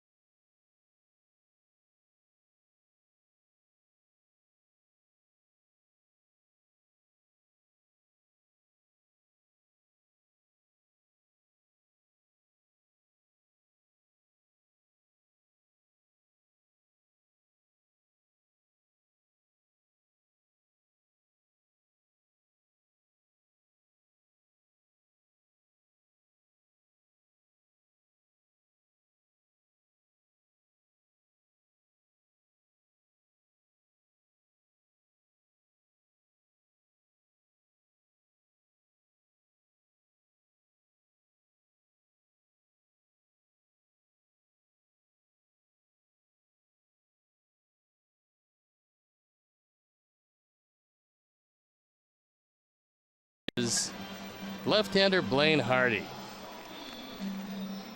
On for the 29th time, he's 1-0. His ERA up over 6. can see right-handers have absolutely obliterated him to the tune of 377. He inherits the bases loaded, trying desperately for one more out. And he's got Liriano. Reimer can't get it up there. Base is still loaded.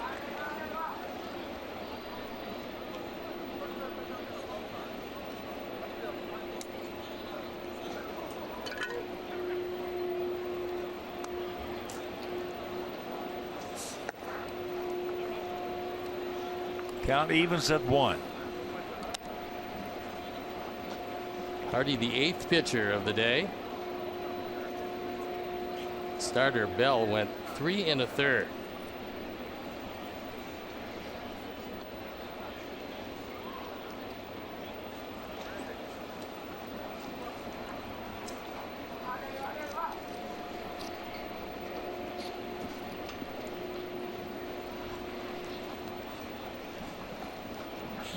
Many catchers would say, you throw it, I'll catch it.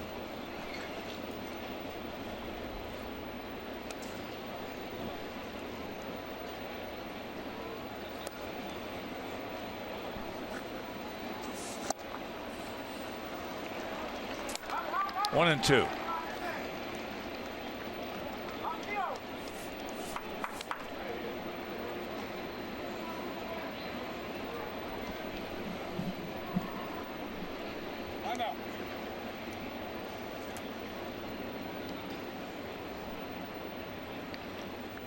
$17 runs on 25 hits. They have 5 runs on 10 hits.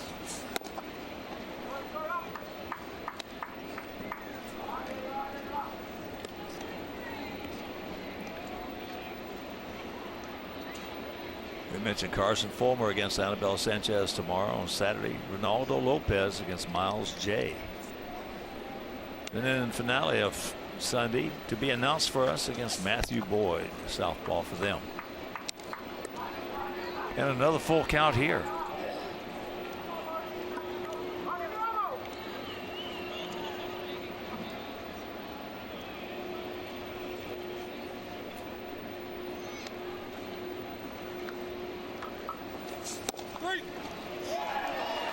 And that'll retire the side. We'll go to the bottom of the 9th, leading by a dozen.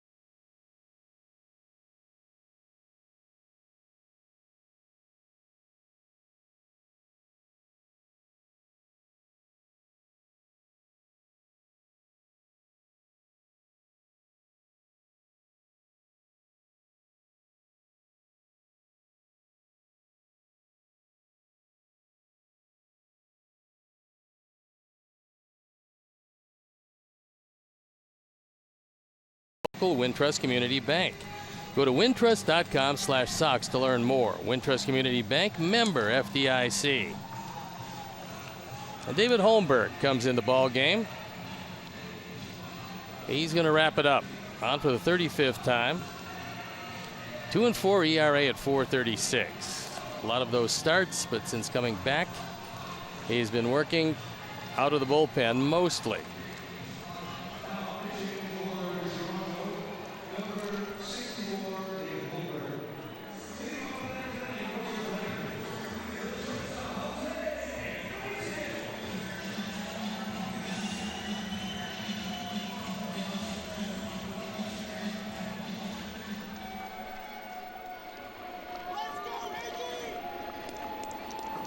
So here's Iglesias. Takes first pitch strike. He's 1 for 3 with an RBI double. That coming back in the 6th. Hitting right on top of the fence in left field and kicking back into the field to play.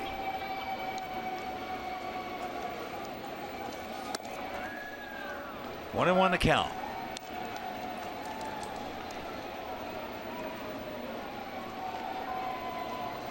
Totals on the board as we speak: 17 runs, 25 hits, 1 error, 14 left for us.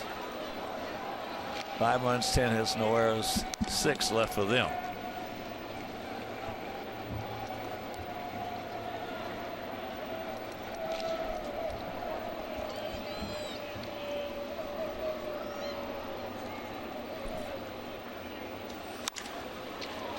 Inside outset into right field for a can of corn. 1 out.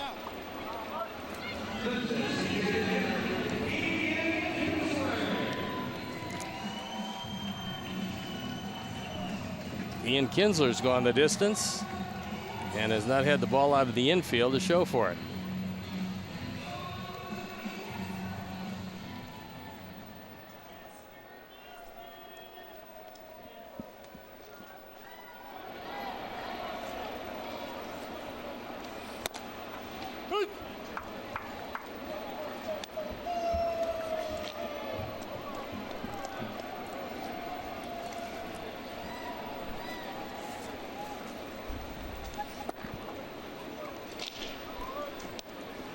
Kinsler, a couple of strikeouts, 1 bullet. He just hit a rocket down to Davidson at third base back in the 3rd inning. Then he lined out to center field.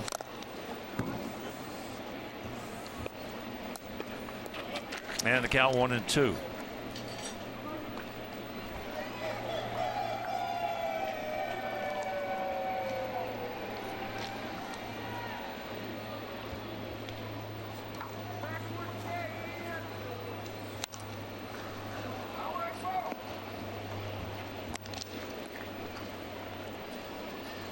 It was a high change that Kinsler fouled straight back.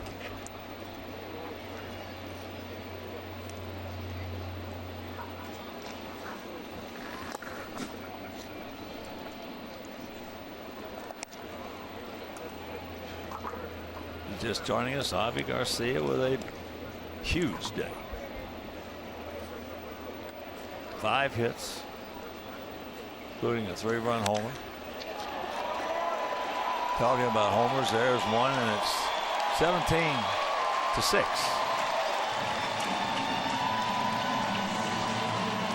That's the 18th home run of the year, 44th driven in. It's the 4th home run by the Tigers. They're not going to have many games where they hit 4 home runs and lose the game by this many runs, but this is going to be one of those days. The Ford home run replay is a fastball down. Kinsler takes it out. Well, that game the other day in Kansas City on Tuesday, when they had 4 runs on 4 hits, we had 3 runs on 13 hits. That's the most hits that in the last 10 years that they've won a game being out hit by that much. In 10 years. It's amazing they made 4 runs hold up all game. Yep, that was when we walked the bases loaded in the 1st inning and Moss hit the grand slam. Yeah, with that bullpen they're running out there now, it was amazing. They held up. Yep. Alex Presley 0 for 4. And the count 1 and 2.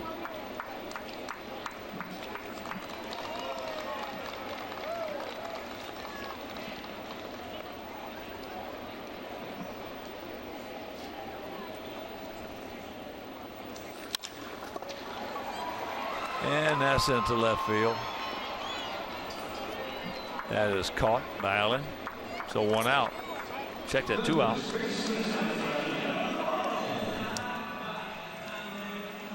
And let's see. Almost 3 hours and 40 minutes. We've been waiting for this guy right here.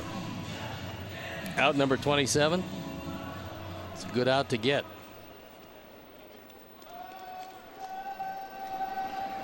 Efren Navarro has been able to play it one time, struck out.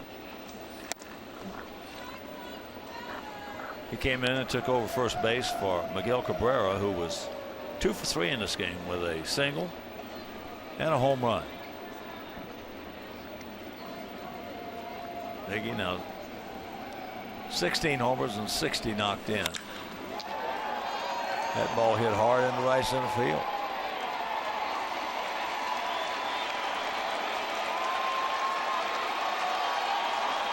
Get it back in.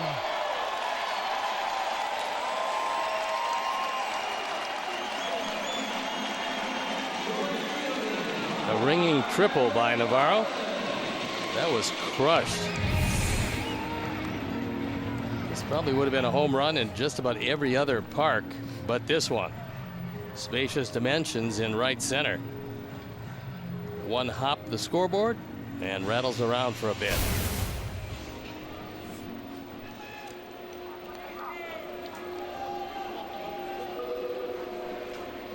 So here's Tyler Collins.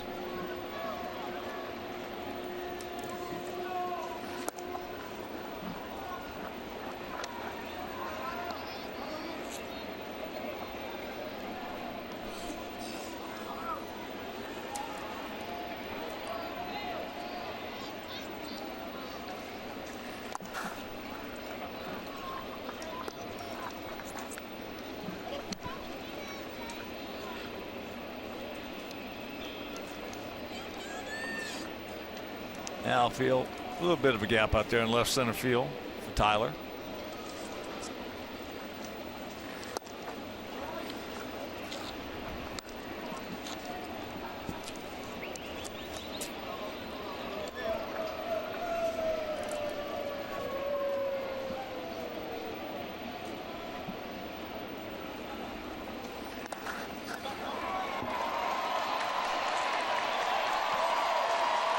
And that's 17-7. Probably going to be a wild pitch as that one went right between Omar's legs. It flattened out. I think he was looking for a hop and didn't get one. As he moves to his left, but sees it go to the bricks. And a wild pitch, of course, makes it an earned run.